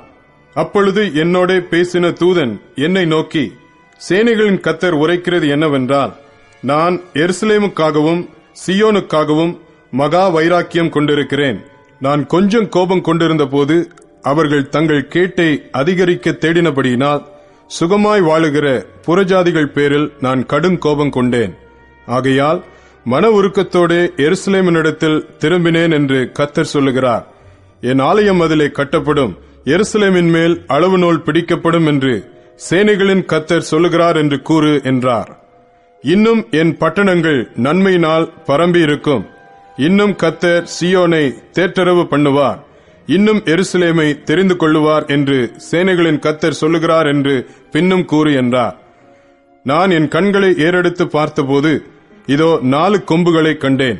அவைகள் என்னவென்று என்னோட பேசின தூதனை கேட்டேன். அதற்கு அவர், இவைகள் யூதாவையும் இஸ்ரவேலையும் எருசலேமையும் சிதறடித்த கொம்புகள் என்றார். பின்பு கர்த்தர் எனக்கு 4 தொழிலாளிகளை காண்பித்தார். இவர்கள் என்ன செய்ய வருகிறார்கள் என்று கேட்டேன். அதற்கு அவர், ஒருவனும் தன் தலையை ஏறெடுக்க கூடாதபடி அந்த கொம்புகள் யூதாவை சிதறடித்ததே, அவைகளுக்கு பயமுறுத்துகிறதற்கும் யூதாவின் தேசத்தை பாழாக்க தங்கள் கொம்பை எடுத்த ஜாதிகளுடைய கொம்புகளை விழத் தள்ளுகிறதற்கும் இவர்கள் வந்தார்கள் என்றார். சகரியா 2ஆம் அதிகாரம். நான் என் கண்களை ஏறெடுத்து பார்த்தபோது இதோ தன் கையிலே அளவு நூல் பிடித்திருந்த ஒரு புருஷனை கண்டேன். நீர் எவ்விடத்துக்கு போகிறீர் என்று கேட்டேன். அதற்கு அவர், எருசலேமின் அகலம் இவ்வளவு என்றும் அதன் நீளம் இவ்வளவு என்றும் அறியும்படி அதை அளக்கிறதற்கு போகிறேன் என்றார். இதோ என்னோட பேசின தூதன் புறப்பட்ட போது வேறொரு தூதன் அவரை சந்திக்கும்படி புறப்பட்டு வந்தான். இவனை அவர் நோக்கி, நீ ஓடி இந்த வாலிபனிடத்தில் சொல்ல வேண்டியது என்னவென்றால், எருசலேம் தன் நடுவிலே கூடும் மனுஷரின் திரளினாலும் மிருக ஜீவன்களின் திரளினாலும் மதிலில்லாத பட்டணங்கள் போல் வாசஸ்தலமாகும். நான் அதற்கு சுற்றிலும் அக்கினி மதிலாயிருந்து அதன் நடுவில் மகிமையாக இருப்பேன் என்று கர்த்தர் சொல்லுகிறார். ஓகோ, நீங்கள் எழும்பி வடதேசத்திலிருந்து ஓடி வாருங்கள் என்று கர்த்தர் சொல்லுகிறார். ஆகாயத்து 4 திசைகளிலும் உங்களை நான் சிதறப் பண்ணினேன் என்று கர்த்தர் சொல்லுகிறார். பாபிலோன் குமாரத்தினிடத்தில் குடியிருக்கிற சீயோனே, உன்னை விடுவித்துக்கொள், பிற்பாடு மகிமை உண்டாகும் என்று சேனைகளின் கர்த்தர் சொல்லுகிறார். உங்களை கொள்ளையிட்ட ஜாதிகளிடத்துக்கு என்னை அனுப்பினார். உங்களை தொடுகிறவன் அவருடைய கண்மணியை தொடுகிறான். இதோ நான் என் கையை அவர்களுக்கு விரோதமாக அசைப்பேன். அதனால் அவர்கள் தங்கள் அடிமைகளுக்கு கொள்ளையாவார்கள். அப்பொழுது சேனைகளின் கர்த்தர் என்னை அனுப்பினார் என்று அறிவீர்கள். சீயோன் குமாரத்தியே, கெம்பீரித்து பாடு, இதோ நான் வந்து உன் நடுவில் வாசம் பண்ணுவேன் என்று கர்த்தர் சொல்லுகிறார். அந்நாளிலே அநேகம் ஜாதிகள் கர்த்தரை சேர்ந்து என் ஜனம் ஆவார்கள். நான் உன் நடுவில் வாசமாயிருப்பேன். அப்பொழுது சேனைகளின் கர்த்தர் என்னை உன்னிடத்தில் அனுப்பினார் என்று அறிவாய். கர்த்தர் பரிசுத்த தேசத்திலே யூதாவாகிய தமது பங்கை சுதந்தரித்து திரும்பவும் எருசலேமை தெரிந்து கொள்வார். மாம்சமான சகலமான பேர்களே, கர்த்தருக்கு முன்பாக மௌனமாயிருங்கள். அவர் தமது பரிசுத்த வாசஸ்தலத்திலிருந்து எழுந்தருளினார் என்று சொல் என்றார். சகரியா 3ஆம் அதிகாரம். அவர் பிரதான ஆசாரியனாகிய யோசுவாவை எனக்கு காண்பித்தார். அவன் கர்த்தருடைய தூதனுக்கு முன்பாக நின்றான். சாத்தான் அவனுக்கு விரோதம் செய்ய அவன் வலது பக்கத்திலே நின்றான். அப்பொழுது கர்த்தர் சாத்தானை நோக்கி, கர்த்தர் உன்னை கடிந்து கொள்வாராக. சாத்தானே, எருசலேமை தெரிந்து கொண்ட கர்த்தர் உன்னை கடிந்து கொள்வாராக. இவன் அக்கினி நின்று தப்புவிக்கப்பட்ட கொள்ளி அல்லவா என்றார்.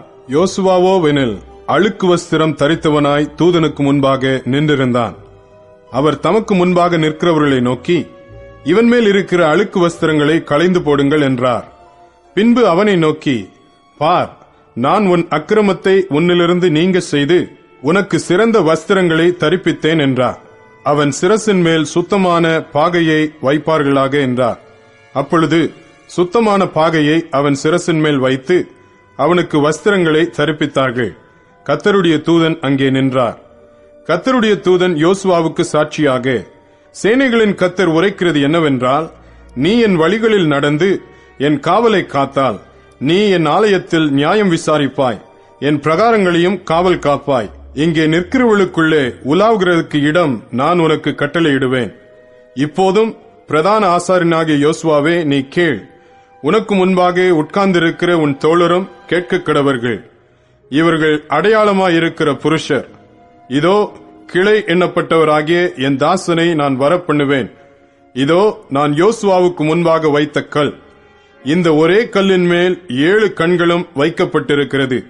இதோ நான் அதன் சித்திர வேலையை நிறைவேற்றி இந்த தேசத்தில் அக்கிரமத்தை ஒரே நாளிலே நீக்கி போடுவேன் என்று சேனைகளின் கர்த்தர் சொல்லுகிறார். அந்நாளிலே நீங்கள் ஒருவரையொருவர் திராட்சை செடியின் கீழும் அத்திமரத்தின் கீழும் வரவழைப்பீர்கள் என்று சேனைகளின் கர்த்தர் சொல்லுகிறார் என்றார். சகரியா 4ஆம் அதிகாரம். என்னோட பேசின தூதன் திரும்பி வந்து நித்திரை பண்ணுகிற ஒருவனை எழுப்புவது போல் என்னை எழுப்பி, நீ காண்கிறது என்னவென்று கேட்டார். அதற்கு நான், இதோ முழுவதும் பொன்னினால் செய்யப்பட்ட குத்து விளக்கை காண்கிறேன். அதன் உச்சியில் அதன் கிண்ணமும், அதன் மேல் அதன் 7 அகல்களும், அதன் உச்சியில் இருக்கிற அகல்களுக்கு போகிற 7 குழாய்களும் இருக்கிறது.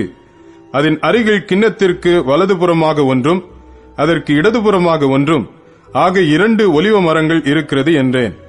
நான் என்னோட பேசின தூதனை நோக்கி, ஆண்டவனே, இவைகள் என்னவென்று கேட்டேன். என்னோட பேசின தூதன் மறுமொழியாக, இவைகள் இன்னதென்று உனக்கு தெரியாதா என்றார். ஆண்டவனே, எனக்கு தெரியாது என்றேன். அப்பொழுது அவர், செருபாபேலுக்கு சொல்லப்படுகிற கர்த்தருடைய வார்த்தை என்னவென்றால், பலத்தினாலும் அல்ல, பராக்கிரமத்தினாலும் அல்ல, என்னுடைய ஆவியினாலேயே ஆகும் என்று சேனைகளின் கர்த்தர் சொல்லுகிறார்.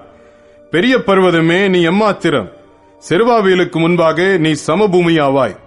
தலைக்கல்லை அவன் கொண்டு வருவான். அதற்கு கிருபையுண்டாவதாக, கிருபையுண்டாவதாக என்று ஆர்ப்பரிப்பார்கள் என்றார். பின்னும் கர்த்தருடைய வார்த்தை எனக்கு உண்டாகி, அவர், செருபாபேலின் கைகள் இந்த ஆலயத்துக்கு அஸ்திபாரம் போட்டது. அவன் கைகளே இதை முடித்து தீர்க்கும்.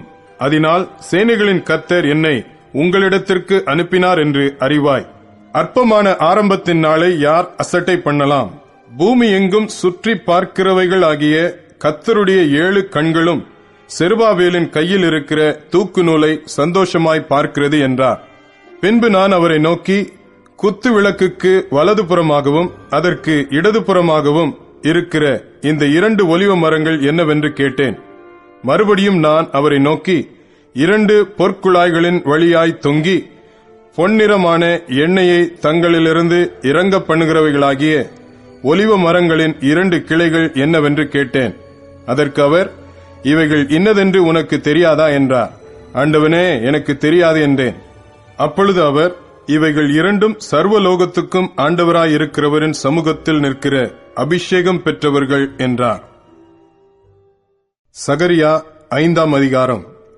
நான் திரும்பவும் என் கண்களை ஏறெடுத்து பார்க்கையில், இதோ பறக்கிற ஒரு புஸ்தக சுருளை கண்டேன்.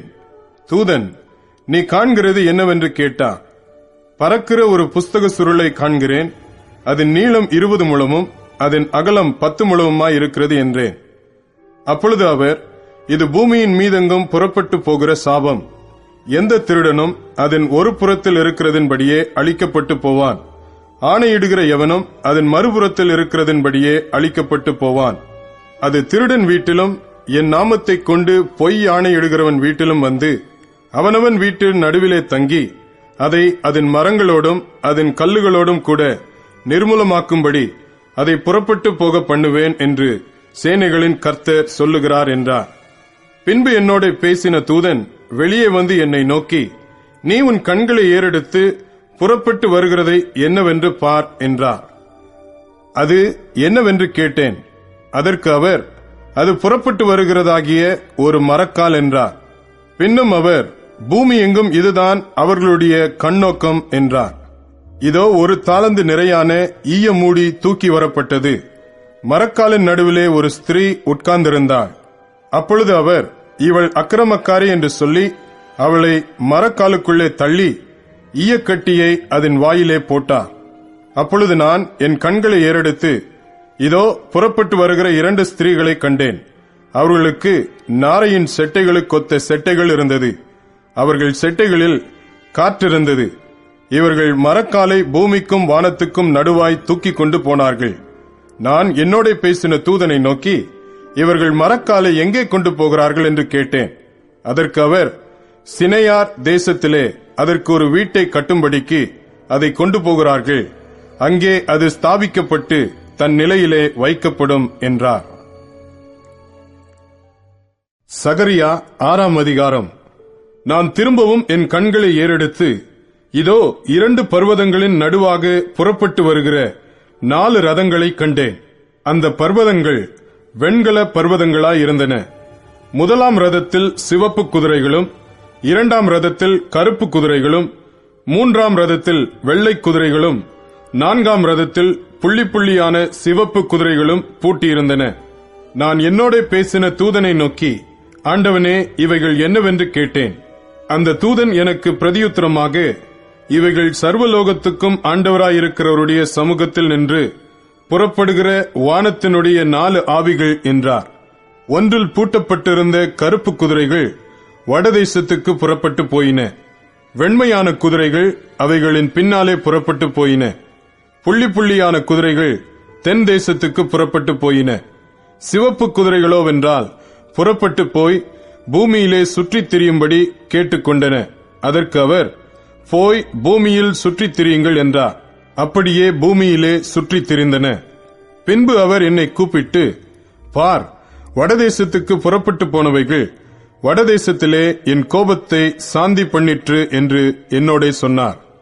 பின்பு கர்த்தருடைய வார்த்தை எனக்கு உண்டாகி, அவர், சிறையிருப்பின் மனுஷராகிய எல்தாயும் தொபியாவும் யெதாயாவும் பாபிலோனிலிருந்து வந்திருக்கும் அந்நாளிலே நீ போய் செப்பனியாவின் குமாரனாகிய யோசியாவின் வீட்டுக்குள் பிரவேசித்து அங்கே அவர்கள் கையிலே வெள்ளியையும் பொன்னையும் வாங்கி கிரீடங்களை செய்வித்து யோத்சதாக்கின் குமாரனாகிய யோசுவா என்னும் பிரதான ஆசாரியனுடைய சிரசிலே வைத்து அவனோடே சொல்ல வேண்டியது, சேனைகளின் கர்த்தர் உரைக்கிறது என்னவென்றால், இதோ ஒரு புருஷன், அவருடைய நாமம் கிளை என்னப்படும்.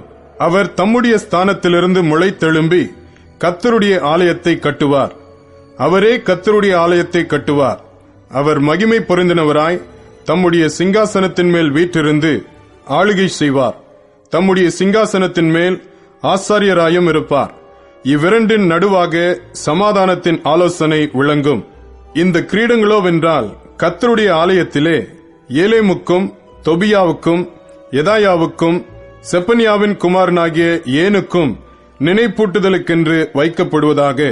தூரத்தில் உள்ளவர்கள் வந்து கர்த்தருடைய ஆலயத்தை கூட இருந்து கட்டுவார்கள். அப்பொழுது சேனைகளின் கர்த்தர் என்னை உங்களிடத்திற்கு அனுப்பினார் என்று அறிந்து கொள்வீர்கள். நீங்கள் உங்கள் தேவனாகிய கர்த்தரின் சத்தத்தை கேட்டு நடந்தீர்களானால் இது நிறைவேறும் என்று சொல் என்றார். சகரியா 7ஆம் அதிகாரம். தரியு ராஜா அரசாண்ட 4ஆம் வருஷம் கிஸ்லே என்னும் 9ஆம் மாதம் 4ஆம் தேதியிலே சகரியாவுக்கு கர்த்தருடைய வார்த்தை உண்டாயிற்று. கர்த்தருடைய சமூகத்தில் விண்ணப்பம் பண்ணவும், நாங்கள் இத்தனை வருஷம் வரையிலே செய்தது போல 5ஆம் மாதத்திலே அழுது ஒடுக்கத்தில் இருக்க வேண்டுமோ என்று சேனைகளுடைய கர்த்தரின் ஆலயத்தில் இருக்கும் ஆசாரியரிடத்திலும் தீர்க்கதரிசிகளிடத்திலும் கேட்கவும், சரெத் சேரும் ரெகெம்மெலேகும் அவனுடைய மனுஷரும் தேவனுடைய ஆலயத்துக்கு அனுப்பப்பட்டார்கள். அப்பொழுது சேனைகளுடைய கர்த்தரின் வார்த்தை எனக்கு உண்டாகி, அவர், நீ தேசத்தின் எல்லா ஜனத்தோடும் ஆசாரியர்களோடும் சொல்ல வேண்டியது என்னவென்றால், நீங்கள் இந்த 70 வருஷமாக 5ஆம் மாதத்திலும் 7ஆம் மாதத்திலும் உபவாசம் பண்ணி துக்கம் கொண்டாடின போது நீங்கள் எனக்கென்று தானா உபவாசம் பண்ணினீர்கள்? நீங்கள் புசிக்கிற போதும் குடிக்கிற போதும் உங்களுக்கென்றல்லவா புசிக்கிறீர்கள், உங்களுக்கென்றல்லவா குடிக்கிறீர்கள்? எருசலேமும் அதை சுற்றிலும் இருந்த பட்டணங்களும் குடி நிறைந்து சுகமாயிருந்த காலத்திலும், தெற்கு நாடும் சமபூமியும் குடியேறி இருந்த காலத்திலும் முன்னிருந்த தீர்க்கதரிசிகளைக் கொண்டு கர்த்தர் கூறின வார்த்தைகள் இவைகள் அல்லவோ என்று சொல் என்றார். பின்பு கர்த்தருடைய வார்த்தை சகரியாவுக்கு உண்டாகி, அவர், சேனைகளின் கர்த்தர் உரைக்கிறது என்னவென்றால், நீங்கள் உண்மையாய் நியாயம் தீர்த்து அவனவன் தன் தன் சகோதரனுக்கு தயவும் இரக்கமும் செய்து விதவையையும் திக்கற்ற பிள்ளையையும் பரதேசியையும் சிறுமையானவனையும் ஒடுக்காமலும், உங்களில் ஒருவனும் தன் சகோதரனுக்கு விரோதமாய் தன் இருதயத்தில் தீங்கு நினையாமலும் இருங்கள் என்றார்.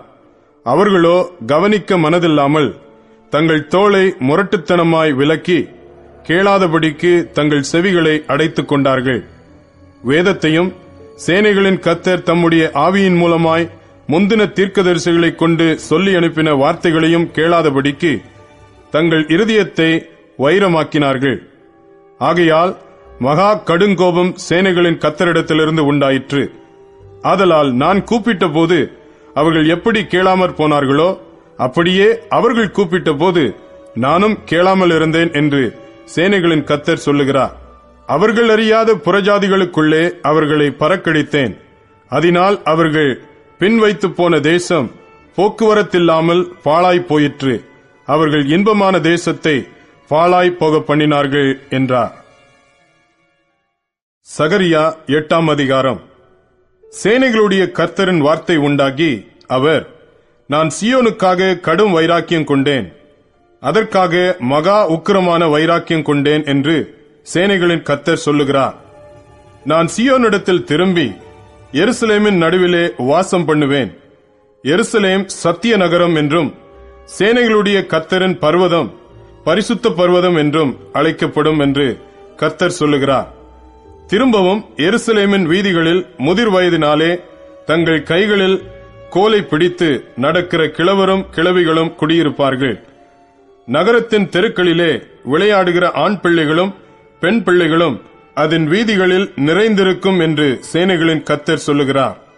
சேனைகளின் கர்த்தர் சொல்லுகிறது என்னவென்றால், அது இந்த ஜனத்தில் மீதியானவர்களின் பார்வைக்கு இந்நாட்களில் ஆச்சரியமாயிருந்தாலும் என் பார்வைக்கும் ஆச்சரியமாயிருக்குமோ என்று சேனைகளின் கர்த்தர் சொல்லுகிறார். இதோ கிழக்கு தேசத்திலும் தெற்கு தேசத்திலும் இருந்து என் ஜனங்களை நான் ரட்சித்து அவர்களை அழைத்துக் கொண்டு வருவேன். அவர்கள் எருசலேமின் நடுவிலே குடியிருப்பார்கள். அவர்கள் எனக்கு உண்மையும் நீதியுமான ஜனமாயிருப்பார்கள். நான் அவர்களுக்கு தேவனாயிருப்பேன் என்று சேனைகளின் கர்த்தர் சொல்லுகிறார். சேனைகளுடைய கர்த்தரின் வீடாகிய ஆலயம் கட்டப்படும்படிக்கு அதன் அஸ்திபாரங்கள் போடப்பட்ட நாள் முதற் கொண்டிருக்கிற தீர்க்கதரிசிகளின் வாயினால் இந்த வார்த்தைகளை இந்நாட்களில் கேட்டு வருகிறவர்களே, உங்கள் கைகள் திடப்பட கடவது என்று சேனைகளின் கர்த்தர் சொல்லுகிறார். இந்நாட்களுக்கு முன்னே மனுஷனுடைய வேலையால் பலனுமில்லை, மிருக ஜீவனுடைய வேலையால் பலனுமில்லை. போகிறவனுக்கும் வருகிறவனுக்கும் நெருக்கிடை நிமித்தம் சமாதானமும் இல்லை. எல்லா மனுஷரையும் ஒருவரையொருவர் விரோதிக்கச் செய்தேன். இப்போதோ இந்த ஜனத்தில் மீதியானவர்களுக்கு நான் முந்தின நாட்களில் இருந்தது போல இருக்க மாட்டேன் என்று சேனைகளின் கர்த்தர் சொல்லுகிறார். விதைப்பு சமாதானம் உள்ளதாயிருக்கும், திராட்சை செடி தன் கனியை தரும், பூமி தன் பலனை தரும், வானம் தன் பனியை தரும். இந்த ஜனத்தில் மீதியானவர்கள் இதையெல்லாம் சுதந்தரிக்க கட்டளையிடுவேன். சம்பவிப்பதென்னவென்றால், யூதா வம்சத்தாரே, இஸ்ரவேல் வம்சத்தாரே, நீங்கள் புறஜாதிகளுக்குள்ளே சாபமாய் இருந்தது போலவே ஆசீர்வாதமாய் இருக்கும்படி நான் உங்களை ரட்சிப்பேன். பயப்படாதேயுங்கள், உங்கள் கைகள் திடப்பட கடவது. சேனைகளின் கர்த்தர் சொல்லுகிறது என்னவென்றால், உங்கள் பிதாக்கள் எனக்கு கோபமூட்டின போது நான் உங்களை தண்டிக்க நினைத்து மனம் மாறாமல் இருந்தது போல இந்நாட்களில் எருசலேமுக்கும் யூதாவுக்கும் நன்மை செய்யும்படி திரும்ப நினைத்தேன். பயப்படாதேயுங்கள். நீங்கள் செய்ய வேண்டிய காரியங்கள் என்னவென்றால், அவனவன் பிறனோடே உண்மையை பேசுங்கள். உங்கள் வாசல்களில் சத்தியத்துக்கும் சமாதானத்துக்கும் ஏற்க நியாயம் தீருங்கள். ஒருவனும் பிறனுக்கு விரோதமாய் தன் இருதயத்தில் தீங்கு நினையாமலும் பொய் யானையின் மேல் பிரியப்படாமலும் இருங்கள். இவைகளெல்லாம் நான் வெறுக்கிற காரியங்கள் என்று கர்த்தர் சொல்லுகிறார். சேனைகளுடைய கர்த்தரின் வார்த்தை எனக்கு உண்டாகி, அவர் 4ஆம் மாதத்தின் உபவாசமும் 5ஆம் மாதத்தின் உபவாசமும் 7ஆம் மாதத்தின் உபவாசமும் 10ஆம் மாதத்தின் உபவாசமும் யூதா வம்சத்தாருக்கு மகிழ்ச்சியாகவும் சந்தோஷமாகவும் நல்ல பண்டிகைகளாகவும் மாறிப்போகும். ஆகையால் சத்தியத்தையும் சமாதானத்தையும் சிநேகியுங்கள் என்று சேனைகளின் கர்த்தர் சொல்லுகிறார். இன்னும் ஜனங்களும் அநேகம் பட்டணங்களின் குடிகளும் வருவார்கள் என்று சேனைகளின் கர்த்தர் சொல்லுகிறார். ஒரு பட்டணத்தின் குடிகள் மறு பட்டணத்தின் குடிகளிடத்தில் போய், நாம் கர்த்தருடைய சமூகத்தில் விண்ணப்பம் பண்ணவும் சேனைகளின் கர்த்தரை தேடவும் தீவிரித்து போவோம், வாருங்கள், நாங்களும் போவோம் என்று சொல்லுவார்கள். அநேக ஜனங்களும் பலத்த ஜாதிகளும் எருசலேமிலே சேனைகளின் கர்த்தரை தேடவும் கர்த்தருடைய சமூகத்தில் விண்ணப்பம் பண்ணவும் வருவார்கள். அந்நாட்களில் பலவித பாஷைக்காரராகிய புறஜாதியாரில் 10 மனுஷர் ஒரு யூதனுடைய வஸ்திர தொங்கலை பிடித்துக்கொண்டு, தேவன் உங்களோட இருக்கிறார் என்று கேள்விப்பட்டோம், ஆகையால் உங்களோட கூட போவோம் என்று சொல்லி அவனை பற்றிக் கொள்வார்கள் என்று சேனைகளின் கர்த்தர் சொல்லுகிறார் என்றார். சகரியா 9ஆம் அதிகாரம். ஆதிராக் தேசத்துக்கு விரோதமானதும் தமஸ்குவின் மேல் வந்து தங்குவதுமான கர்த்தருடைய வார்த்தையாகிய பாரம் மனுஷரின் கண்களும் இஸ்ரவேலுடைய சகல கோத்திரங்களின் கண்களும் கர்த்தரை நோக்கிக் கொண்டிருக்கும். ஆமாத்தும் மிகவும் ஞானமுள்ள தீருவும் சீதோனும் அதன் எல்லைக்குள்ளாயிருக்கும். தீரு தனக்கு அரணை கட்டி தூளைப் போல் வெள்ளியையும் வீதிகளின் சேற்றைப் போல் பசும் பொன்னையும் சேர்த்து வைத்தது. இதோ, ஆண்டவர் அதை தள்ளிவிட்டு சமுத்திரத்தில் அதன் பலத்தை முறித்து போடுவார். அது அக்கினிக்கு இரையாகும். அஸ்கலோன் அதை கண்டு பயப்படும். காத்சாவும் அதை கண்டு மிகவும் துக்கிக்கும். எக்ரோனும் தன் நம்பிக்கை அற்றுப்போனபடியால் மிகவும் பிரலாபிக்கும். காத்சாவில் ராஜா அழிந்து போவான். அஸ்கலோன் குடியற்றிருக்கும். அஸ்தோத்தில் வேசி பிள்ளைகள் வாசம் பண்ணுவார்கள். நான் பெலிஸ்தரின் கர்வத்தை அழிப்பேன். அவனுடைய இரத்தத்தை அவன் வாயிலிருந்தும் அவனுடைய அருவருப்புகளை அவன் பல்லுகளின் நடுவிலிருந்தும் நீக்கி போடுவேன். அவனோ நம்முடைய தேவனுக்கென்று மீதியாக வைக்கப்பட்டு யூதாவிலே பிரபுவைப் போல இருப்பான். எக்ரோன் எபூசியனைப் போல இருப்பான். சேனையானது புறப்படும் போதும் திரும்பி வரும்போதும் என் ஆலயம் காக்கப்படும்படி அதை சுற்றிலும் பாளையம் போடுவேன். இனி ஒடுக்குகிறவன் அவர்களிடத்தில் கடந்து வருவதில்லை. அதை என் கண்களினாலே பார்த்துக் கொண்டிருக்கிறேன். சீயோன் குமாரத்தியே, மிகவும் களிக்கூறு. எருசலேம் குமாரத்தியே, கெம்பீரி. இதோ உன் ராஜா உன்னிடத்தில் வருகிறார். அவர் நீதியுள்ளவரும் ரட்சிக்கிறவரும் தாழ்மையுள்ளவரும் கழுதையின் மேலும் கழுதை குட்டியாகிய மரியின் மேலும் ஏறி வருகிறவருமாயிருக்கிறார். எப்ராயிமினின்று ரதங்களையும் எருசலேமினின்று குதிரைகளையும் அற்றுப்போக பண்ணுவேன். யுத்த வில்லும் இல்லாமற் போகும். அவர் ஜாதிகளுக்கு சமாதானம் கூறுவார். அவருடைய ஆளுகை ஒரு சமுத்திரம் தொடங்கி மறு சமுத்திரம் வரைக்கும், நதி தொடங்கி பூமியின் எல்லைகள் பரியந்தமும் செல்லும். உனக்கு நான் செய்வதென்னவென்றால், தண்ணீர் இல்லாத குழியிலே அடைபட்டிருக்கிற உன்னுடையவர்களை நான் உன் உடன்படிக்கையின் இரத்தத்தினாலே விடுதலை பண்ணுவேன். நம்பிக்கையுடைய சிறைகளே, அரணுக்கு திரும்புங்கள். இரட்டிப்பான நன்மையை தருவேன், இன்றைக்கே தருவேன்.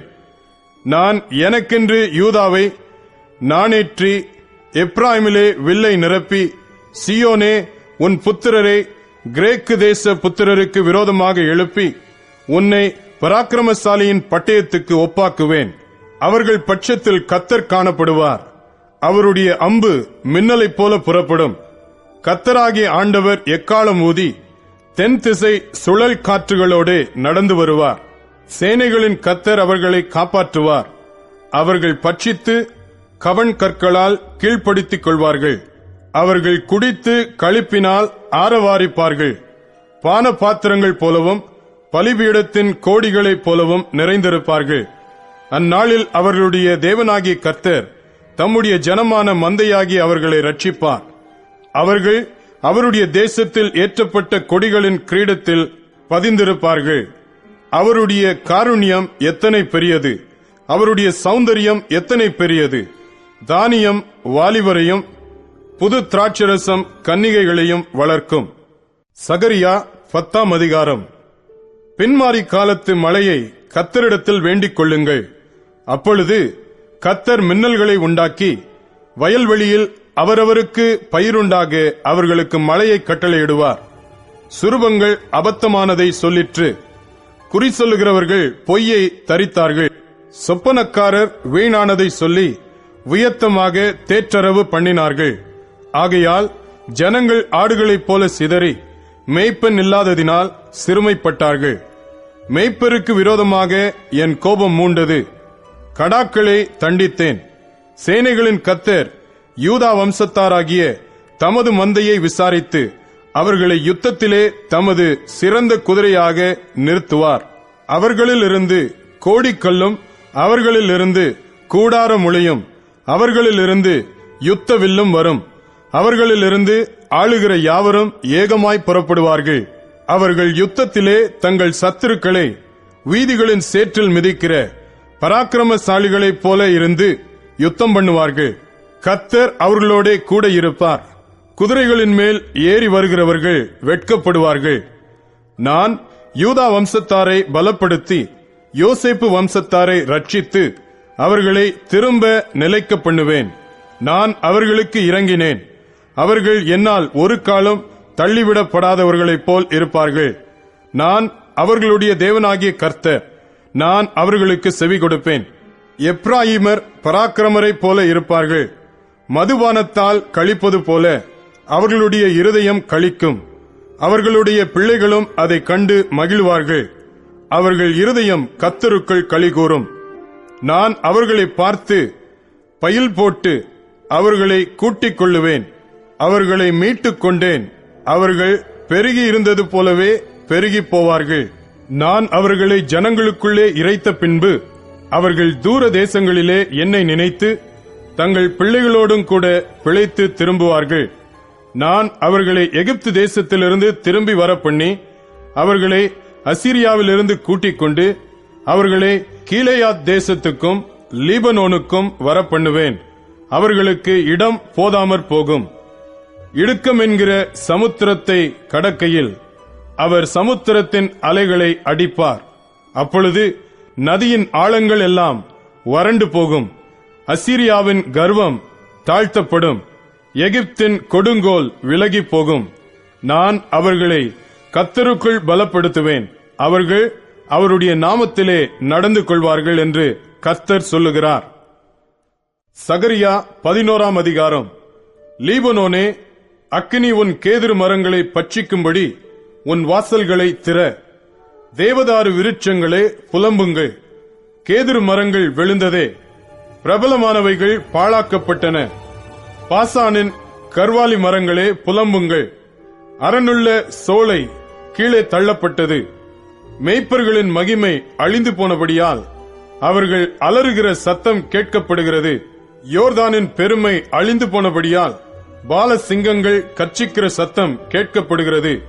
என் தேவனாகிய கர்த்தர் சொல்லுகிறது என்னவென்றால், கொலையுண்கிற ஆடுகளை மேய்க்க கடவாய்.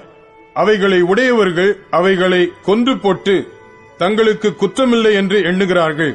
அவைகளை விற்கிறவர்கள் கர்த்தருக்கு ஸ்தோத்திரம், நாங்கள் ஐஸ்வர்யம் உள்ளவர்களானோம் என்கிறார்கள். அவைகளை மேய்க்கிறவர்கள் அவைகள் மேல் இரக்கம் வைக்கிறதில்லை. நான் இனி தேசத்து குடிகளின் மேல் இரக்கம் வையாமல் மனுஷரில் யாவரையும் அவனவனுடைய அயலான் கையிலும் அவனவனுடைய ராஜாவின் கையிலும் அகப்பட பண்ணுவேன். அவர்கள் தேசத்தை அழித்தும் நான் இவர்களை அவர்கள் கைக்கு தப்புவிப்பதில்லை என்று கர்த்தர் சொல்லுகிறார். கொலையுண்கிற மந்தையாகிய சிறுமைப்பட்ட உங்களை நான் மேய்ப்பேன். நான் 2 கோல்களை எடுத்து ஒன்றிற்கு அனுக்கிரகம் என்றும் ஒன்றிற்கு நிக்கிரகம் என்றும் பெயரிட்டு மந்தையை மேய்த்து ஒரே மாதத்திலே 3 மேய்ப்பரையும் அதம் பண்ணினேன். என் ஆத்துமா அவர்களை அரோசித்தது, அவர்கள் ஆத்துமா என்னையும் வெறுத்தது. இனி நான் உங்களை மேய்ப்பதில்லை. சாகிறது சாகட்டும், அதமாகிறது அதமாகட்டும். மீதியானவைகளோவென்றால் ஒன்றின் மாம்சத்தை ஒன்று தின்னக்கடவது என்று நான் சொல்லி அனுக்கிரகம் எண்ணப்பட்ட என் கோலை எடுத்து நான் அந்த ஜனங்கள் எல்லாரோடும் பண்ணியிருந்த என் உடன்படிக்கை அற்றுப்போகும்படிக்கு அதை முறித்து போட்டேன். அந்நாளிலே அது அற்றுப்போயிற்று. அப்படியே மந்தையில் எனக்கு காத்திருந்த சிறுமைப்பட்டவைகள் அது கர்த்தருடைய வார்த்தை என்று அறிந்து கொண்டன. உங்கள் பார்வைக்கு நன்றாய் கண்டால் என் கூலியை தாருங்கள், இல்லாவிட்டால் இருக்கட்டும் என்று அவர்களோட சொன்னேன். அப்பொழுது எனக்கு கூலியாக 30 வெள்ளிக்காசை நிறுத்தார்கள். கர்த்தர் என்னை நோக்கி அதை குயவனிடத்தில் எறிந்துவிடு என்றார். இதுவே நான் அவர்களால் மதிக்கப்பட்ட மேன்மையான மதிப்பு. நான் அந்த 30 வெள்ளிக்காசை எடுத்து அவைகளை குயவனுக்கென்று கர்த்தருடைய ஆலயத்திலே எறிந்துவிட்டேன். நான் யூதாவுக்கும் இஸ்ரவேலுக்கும் இருக்கிற சகோதர கட்டை அற்றுப்போக பண்ணும்படிக்கு நிக்கிரகம் எண்ணப்பட்ட என் 2ஆம் கோலையும் முறித்தேன். கர்த்தர் என்னை நோக்கி, நீ மதியற்ற ஒரு மேய்ப்பனுடைய ஆயுதங்களை இன்னும் எடுத்துக்கொள். இதோ நான் தேசத்திலே ஒரு மேய்ப்பனை எழும்ப பண்ணுவேன். அவன் அதமாகிறவைகளை பராமரிக்காமலும் சிதறுண்டதை தேடாமலும் நொறுங்குண்டதை குணமாக்காமலும் இளைத்திருக்கிறதை ஆதரிக்காமலும் கொழுத்ததின் மாம்சத்தை தின்று அவைகளுடைய குளம்புகளை உடைத்து போடுவான். மந்தையை கைவிடுகிற அபத்தமான மேய்ப்பனுக்கு ஐயோ! பட்டயம் அவன் புயத்தின் மேலும் அவன் வலது கண்ணின் மேலும் வரும். அவன் புயம் முழுதும் சூம்பிப்போம், அவன் வலது கண் முற்றிலும் இருளடையும் என்றார். சகரியா 12ஆம் அதிகாரம். இஸ்ரவேலை குறித்து கர்த்தர் சொன்ன வார்த்தையின் பாரம். வானங்களை விரித்து பூமியை அஸ்திபாரப்படுத்தி மனுஷனுடைய ஆவியை அவனுக்குள் உண்டாக்குகிற கர்த்தர் சொல்லுகிறது என்னவென்றால், இதோ சுற்றிலும் இருக்கிற எல்லா ஜனங்களுக்கும் நான் எருசலேமை தத்தளிப்பின் பாத்திரமாக்குகிறேன். எருசலேமுக்கு விரோதமாய் போடப்படும் முற்றுகையிலே யூதாவும் அப்படியேயாகும். அந்நாளிலே நான் எருசலேமை சகல ஜனங்களுக்கும் பாரமான கல்லாக்குவேன். அதை கிளப்புகிற யாவரும் சிதைக்கப்படுவார்கள். பூமியிலுள்ள ஜாதிகளெல்லாம் அதற்கு விரோதமாய் கூடிக்கொள்வார்கள். அந்நாளிலே நான் குதிரைகளுக்கெல்லாம் திகைப்பையும் அவைகளின் மேல் ஏறி இருக்கிறவர்களுக்கெல்லாம் புத்தி மயக்கத்தையும் வரப்பண்ணி யூதா வம்சத்தின் மேல் என் கண்களை திறந்து வைத்து ஜனங்களுடைய எல்லா குதிரைகளுக்கும் குருட்டாட்டத்தை உண்டு பண்ணுவேன் என்று கர்த்தர் சொல்லுகிறார். எருசலேமின் குடிகள் சேனைகளின் கர்த்தராகிய தங்கள் தேவனுடைய துணையினால் எங்களுக்கு பலனானவர்கள் என்று அப்போது யூதாவின் தலைவர் தங்கள் இருதயத்திலே சொல்லுவார்கள். அந்நாளிலே யூதாவின் தலைவரை விறகுகளுக்குள்ளே எரிகிற அக்கினி அடுப்புக்கும் வைக்கோல் கட்டுகளுக்குள்ளே எரிகிற தீவட்டிக்கும் ஒப்பாக்குவேன். அவர்கள் வலதுபுறமும் இடதுபுறமுமாக புறப்பட்டு சுற்றிலும் இருக்கிற எல்லா ஜனங்களையும் பட்சிப்பார்கள். எருசலேம் திரும்பவும் தன் ஸ்தானமாகிய எருசலேமிலே குடியேற்றப்பட்டிருக்கும். தாவீது வம்சத்தாரின் மகிமையும் எருசலேமின் குடிகளுடைய மகிமையும் யூதாவின் மேல் தன்னை உயர்த்தாதபடிக்கு கர்த்தர் யூதாவின் கூடாரங்களை முதல் ரட்சிப்பார். அந்நாளிலே கர்த்தர் எருசலேமின் குடிகளை காப்பாற்றுவார். அவர்களில் தள்ளாடினவன் அந்நாளிலே தாவீதைப் போல இருப்பான். தாவீது குடும்பத்தார் அவர்களுக்கு முன்பாக தேவனைப் போலும் கர்த்தருடைய தூதனைப் போலும் இருப்பார்கள். அந்நாளிலே எருசலேமுக்கு விரோதமாய் வருகிற எல்லா ஜாதிகளையும் அழிக்க பார்ப்பேன். நான் தாவீது குடும்பத்தாரின் மேலும் எருசலேம் குடிகளின் மேலும் கிருபையின் ஆவியையும் விண்ணப்பங்களின் ஆவியையும் ஊற்றுவேன். அப்பொழுது அவர்கள் தாங்கள் குத்தின என்னை நோக்கி பார்த்து, ஒருவன் தன் ஒரே பேரானவனுக்காக புலம்புகிறது போல எனக்காக புலம்பி, ஒருவன் தன் தலைச்சன் பிள்ளைக்காக துக்கிக்கிறது போல எனக்காக மனங்கசந்து துக்கிப்பார்கள். அந்நாளிலே மெகிதோன் பட்டணத்து பள்ளத்தாக்கின் ஊராகிய ஆதாத்ரிமோனின் புலம்பலைப் போல எருசலேமின் புலம்பல் பெரிதாயிருக்கும். தேசம் புலம்பிக் கொண்டிருக்கும். ஒவ்வொரு வம்சமும் தனித்தனியாக புலம்பும். தாவீது குடும்பத்தார் தனியையும் அவர்கள் ஸ்திரீகள் தனியையும், நாத்தான் குடும்பத்தார் தனியையும் அவர்கள் ஸ்திரீகள் தனியையும், லேவி குடும்பத்தார் தனியையும் அவர்கள் ஸ்திரீகள் தனியையும், சீமேயி குடும்பத்தார் தனியையும் அவர்கள் ஸ்திரீகள் தனியையும், மற்றும் உண்டான சகல குடும்பங்களிலும் ஒவ்வொரு குடும்பத்தின் மனுஷர் தனித்தனியையும் அவர்களுடைய ஸ்திரீகள் தனித்தனியையும் புலம்புவார்கள். சகரியா 13ஆம் அதிகாரம். அந்நாளிலே பாவத்தையும் அழுக்கையும் நீக்க தாவீதின் குடும்பத்தாருக்கும் எருசலேமின் குடிகளுக்கும் திறக்கப்பட்ட ஒரு ஊற்று உண்டாயிருக்கும்.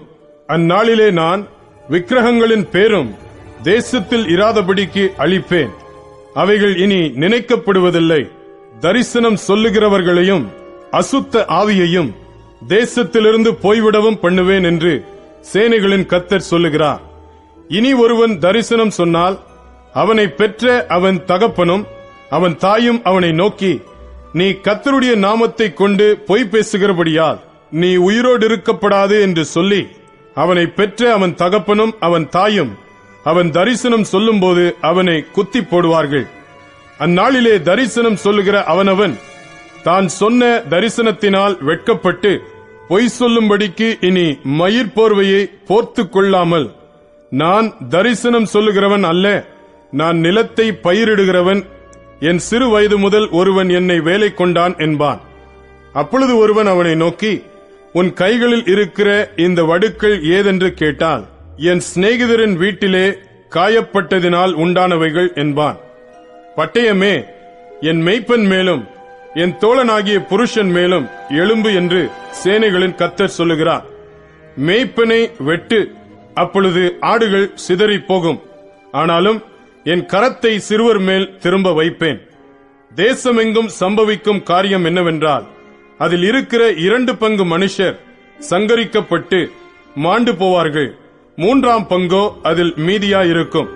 அந்த 3ஆம் பங்கை நான் அக்கினிக்குட்பட பண்ணி, வெள்ளியை உருக்குகிறது போல அவர்களை உருக்கி, பொன்னை புடமிடுகிறது போல அவர்களை புடமிடுவேன்.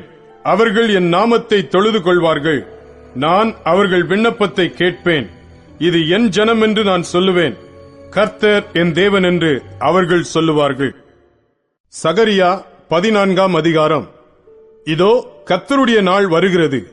உன்னில் கொள்ளையானது உன் நடுவிலே பங்கிடப்படும். எருசலேமுக்கு விரோதமாக யுத்தம் பண்ண சகல ஜாதிகளையும் கூட்டுவேன்.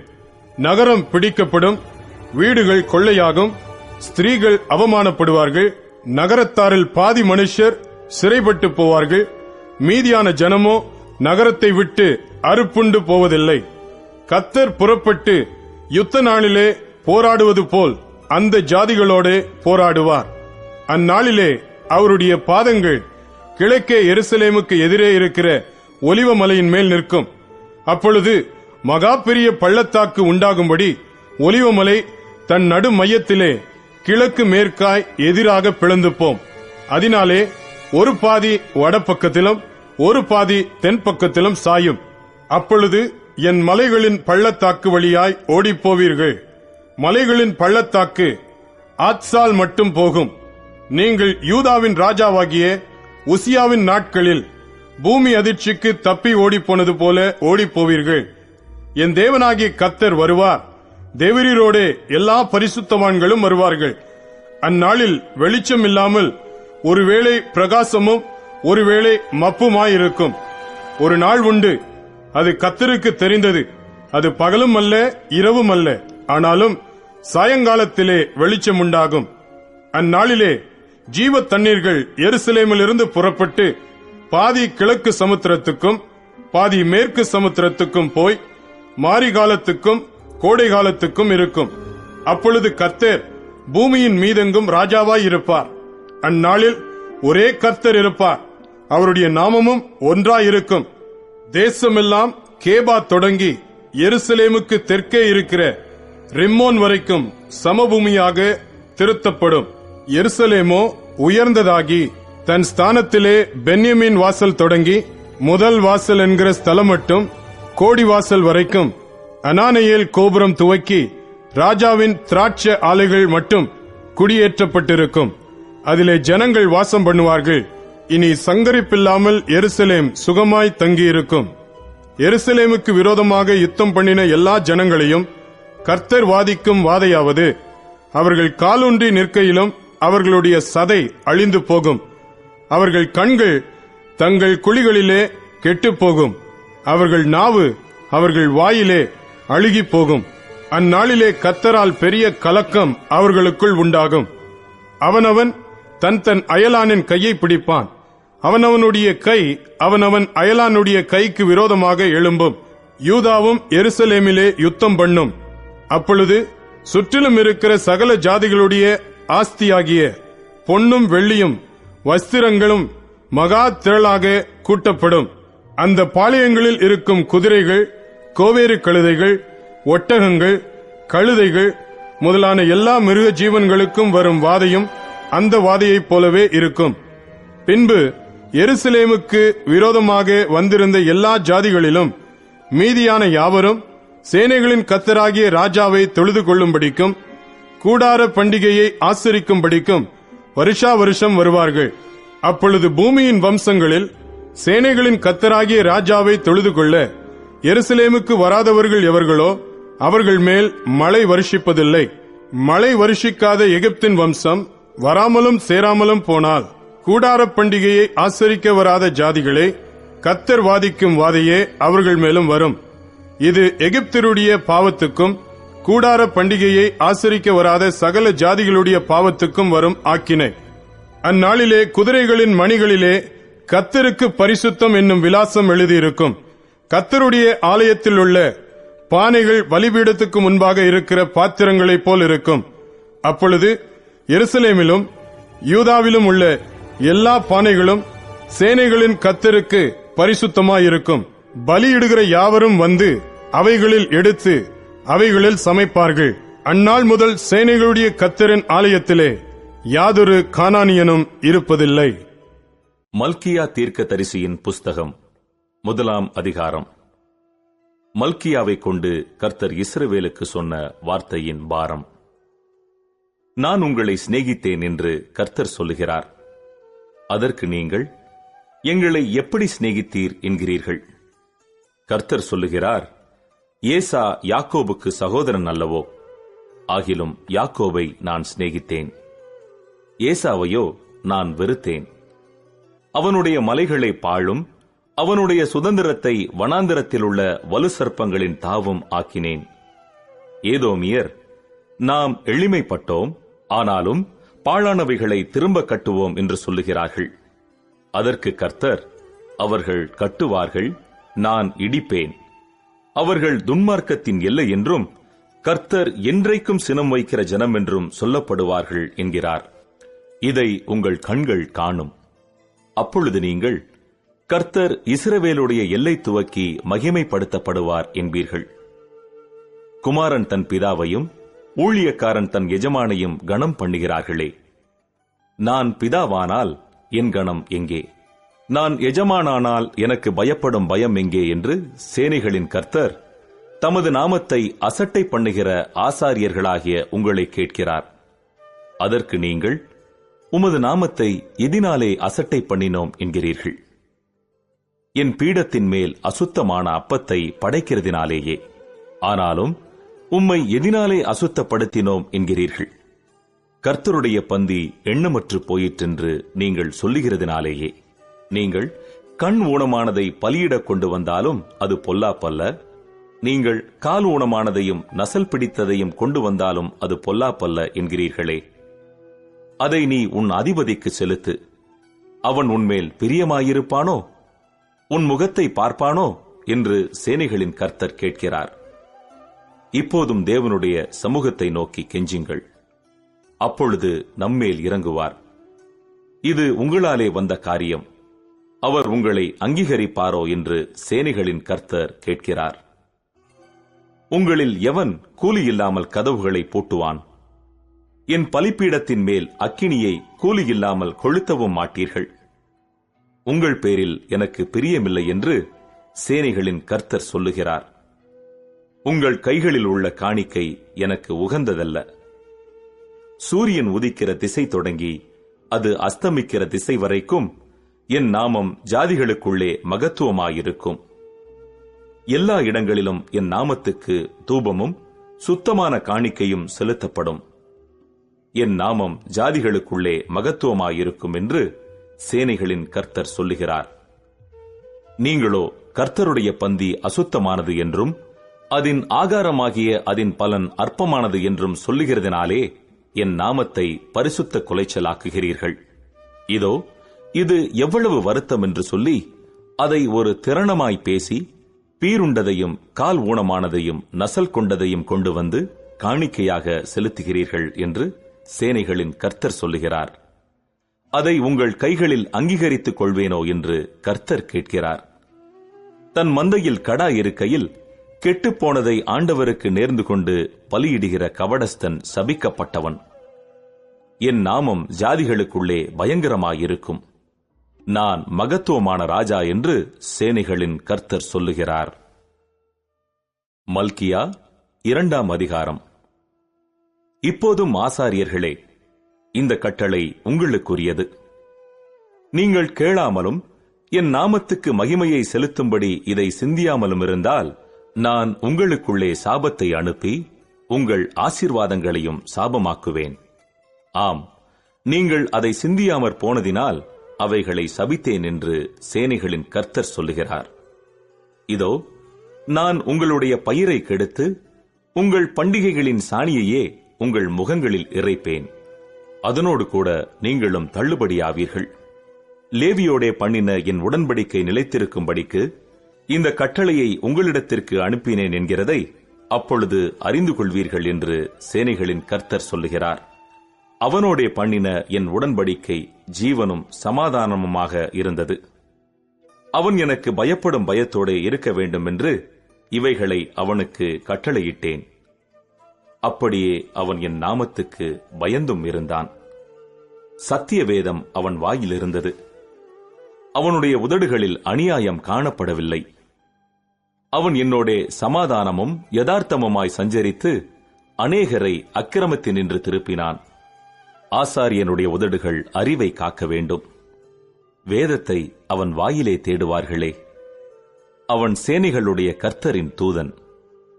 நீங்களோ வழியை விட்டு விலகி அநேகரை வேதத்தை குறித்து இடரப் பண்ணினீர்கள். லேவியின் உடன்படிக்கையை கெடுத்து போட்டீர்கள் என்று சேனைகளின் கர்த்தர் சொல்லுகிறார்.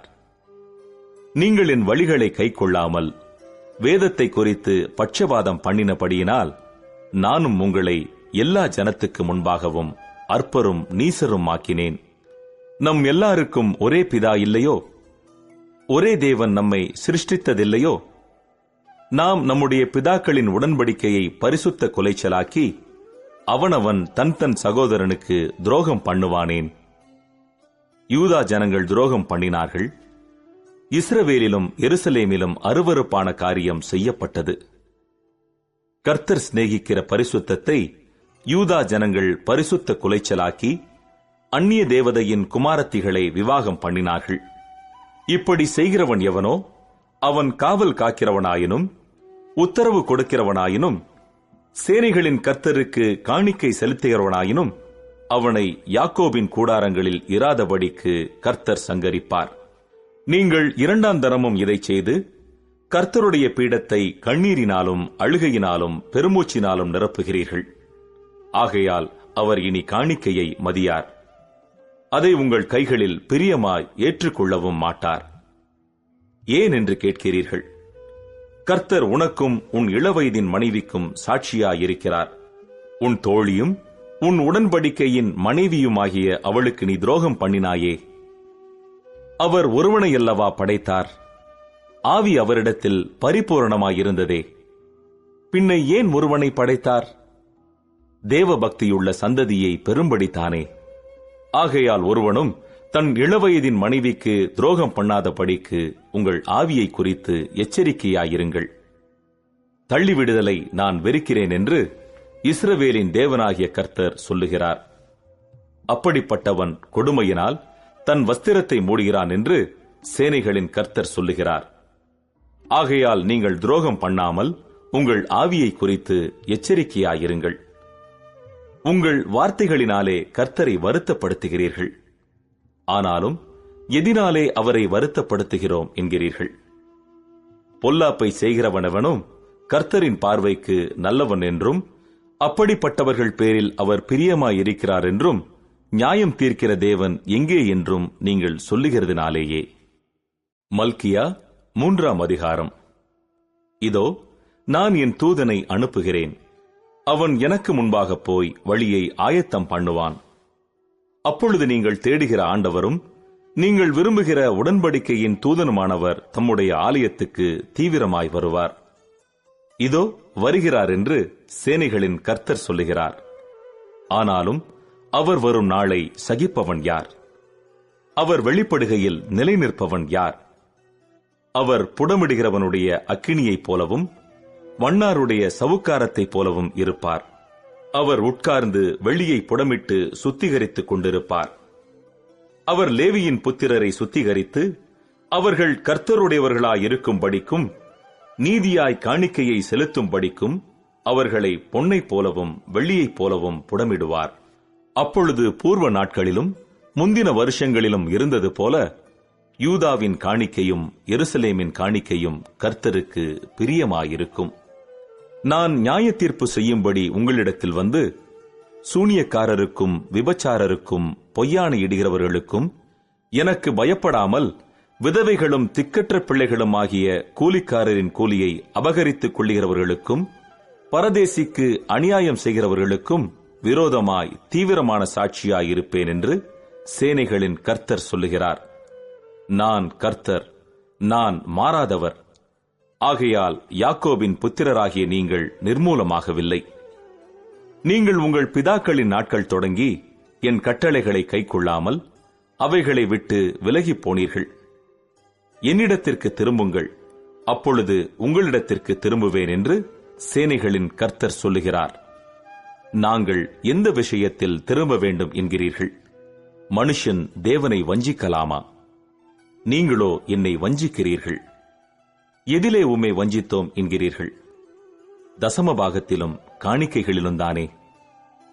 நீங்கள் சபிக்கப்பட்டவர்கள். ஜனத்தாராகிய நீங்கள் எல்லாரும் என்னை வஞ்சித்தீர்கள். என் ஆலயத்தில் ஆகாரம் உண்டாயிருக்கும்படி தசம பாகங்களை எல்லாம் பண்டசாலையிலே கொண்டு வாருங்கள். அப்பொழுது நான் வானத்தின் பலகணிகளை திறந்து இடங்கொள்ளாமற் போக மட்டும் உங்கள் மேல் ஆசீர்வாதத்தை வருஷிக்க மாட்டேனோவென்று அதனால் என்னை சோதித்துப் பாருங்கள் என்று சேனைகளின் கர்த்தர் சொல்லுகிறார். பூமியின் கனியை பட்சித்துப் போடுகிறவைகளை உங்கள் நிமித்தம் கண்டிப்பேன். அவைகள் உங்கள் நிலத்தின் பலனை அழிப்பதில்லை. வெளியில் உள்ள திராட்சைக் கொடி பழமில்லாமற் போவதுமில்லை என்று சேனைகளின் கர்த்தர் சொல்லுகிறார். அப்பொழுது எல்லா ஜாதிகளும் உங்களை பாக்கியவான்கள் என்பார்கள். தேசம் விரும்பப்படத்தக்கதாயிருக்கும் என்று சேனைகளின் கர்த்தர் சொல்லுகிறார். நீங்கள் எனக்கு விரோதமாய் பேசின பேச்சுகள் கடினமாயிருக்கிறது என்று கர்த்தர் சொல்லுகிறார். ஆனாலும் உமக்கு விரோதமாக என்னத்தை பேசினோம் என்கிறீர்கள்? தேவனை சேவிப்பது விருதா? அவருடைய கட்டளைகளை கைக்கொள்ளுகிறதினாலும் சேனைகளின் கர்த்தருக்கு முன்பாக துக்கித்து நடக்கிறதினாலும் என்ன பிரயோஜனம்? இப்போதும் அகங்காரிகளை பாக்கியவான்கள் என்கிறோம். தீமை செய்கிறவர்கள் திடப்படுகிறார்கள். அவர்கள் தேவனை பரீட்சை பார்த்தாலும் விடுவிக்கப்படுகிறார்களே என்று சொல்லுகிறீர்கள். அப்பொழுது கர்த்தருக்கு பயந்தவர்கள் ஒருவரோடொருவர் பேசிக் கொள்வார்கள். கர்த்தர் கவனித்து கேட்பார். கர்த்தருக்கு பயந்தவர்களுக்காகவும் அவருடைய நாமத்தை தியானிக்கிறவர்களுக்காகவும் ஞாபக புஸ்தகம் ஒன்று அவருக்கு முன்பாக எழுதப்பட்டிருக்கிறது. என் சம்பத்தை நான் சேர்க்கும் நாளிலே அவர்கள் என்னுடையவர்களாயிருப்பார்கள் என்று சேனைகளின் கர்த்தர் சொல்லுகிறார். ஒரு மனுஷன் தனக்கு ஊழியம் செய்கிற தன்னுடைய குமாரனை கடாட்சிக்கிறது போல நான் அவர்களை கடாட்சிப்பேன். அப்பொழுது நீங்கள் நீதிமானுக்கும் துன்மார்க்கனுக்கும் தேவனுக்கு ஊழியம் செய்கிறவனுக்கும் அவருக்கு ஊழியம் செய்யாதவனுக்கும் இருக்கிற வித்தியாசத்தை திரும்பவும் காண்பீர்கள். மல்கியா 4ஆம் அதிகாரம். இதோ சூளையைப் போல எரிகிற நாள் வரும். அப்பொழுது அகங்காரிகள் யாவரும், அக்கிரமம் செய்கிற யாவரும் துரும்பாயிருப்பார்கள். வரப்போகிற அந்த நாள் அவர்களை சுட்டெரிக்கும். அது அவர்களுக்கு வேரையும் கொப்பையும் வைக்காமற் போகும் என்று சேனைகளின் கர்த்தர் சொல்லுகிறார். ஆனாலும் என் நாமத்துக்கு பயந்திருக்கிற உங்கள் மேல் நீதியின் சூரியன் உதிக்கும். அதன் செட்டைகளின் கீழ் ஆரோக்கியம் இருக்கும். நீங்கள் வெளியே புறப்பட்டு போய் கொழுத்த கன்றுகளைப் போல வளருவீர்கள். துன்மார்க்கரை மிதிப்பீர்கள். நான் இதை செய்யும் நாளிலே அவர்கள் உங்கள் உள்ளங்கால்களின் கீழ் சாம்பலாயிருப்பார்கள் என்று சேனைகளின் கர்த்தர் சொல்லுகிறார். ஓரேபிலே இஸ்ரவேலர் எல்லாருக்காகவும் என் தாசனாகிய மோசேக்கு நான் கற்பித்த நியாயப்பிரமாணமாகிய கட்டளைகளையும் நியாயங்களையும் நினையுங்கள். இதோ கர்த்தருடைய பெரிதும் பயங்கரமுமான நாள் வருகிறதற்கு முன்னே நான் உங்களிடத்திற்கு எலியா தீர்க்கதரிசியை அனுப்புகிறேன். நான் வந்து பூமியை சங்காரத்தால் அடிக்காதபடிக்கு அவன் பிதாக்களுடைய இருதயத்தை பிள்ளைகளிடத்திற்கும் பிள்ளைகளுடைய இருதயத்தை அவர்கள் பிதாக்களிடத்திற்கும் திருப்புவான். பழைய ஏற்பாடு முற்றிற்று.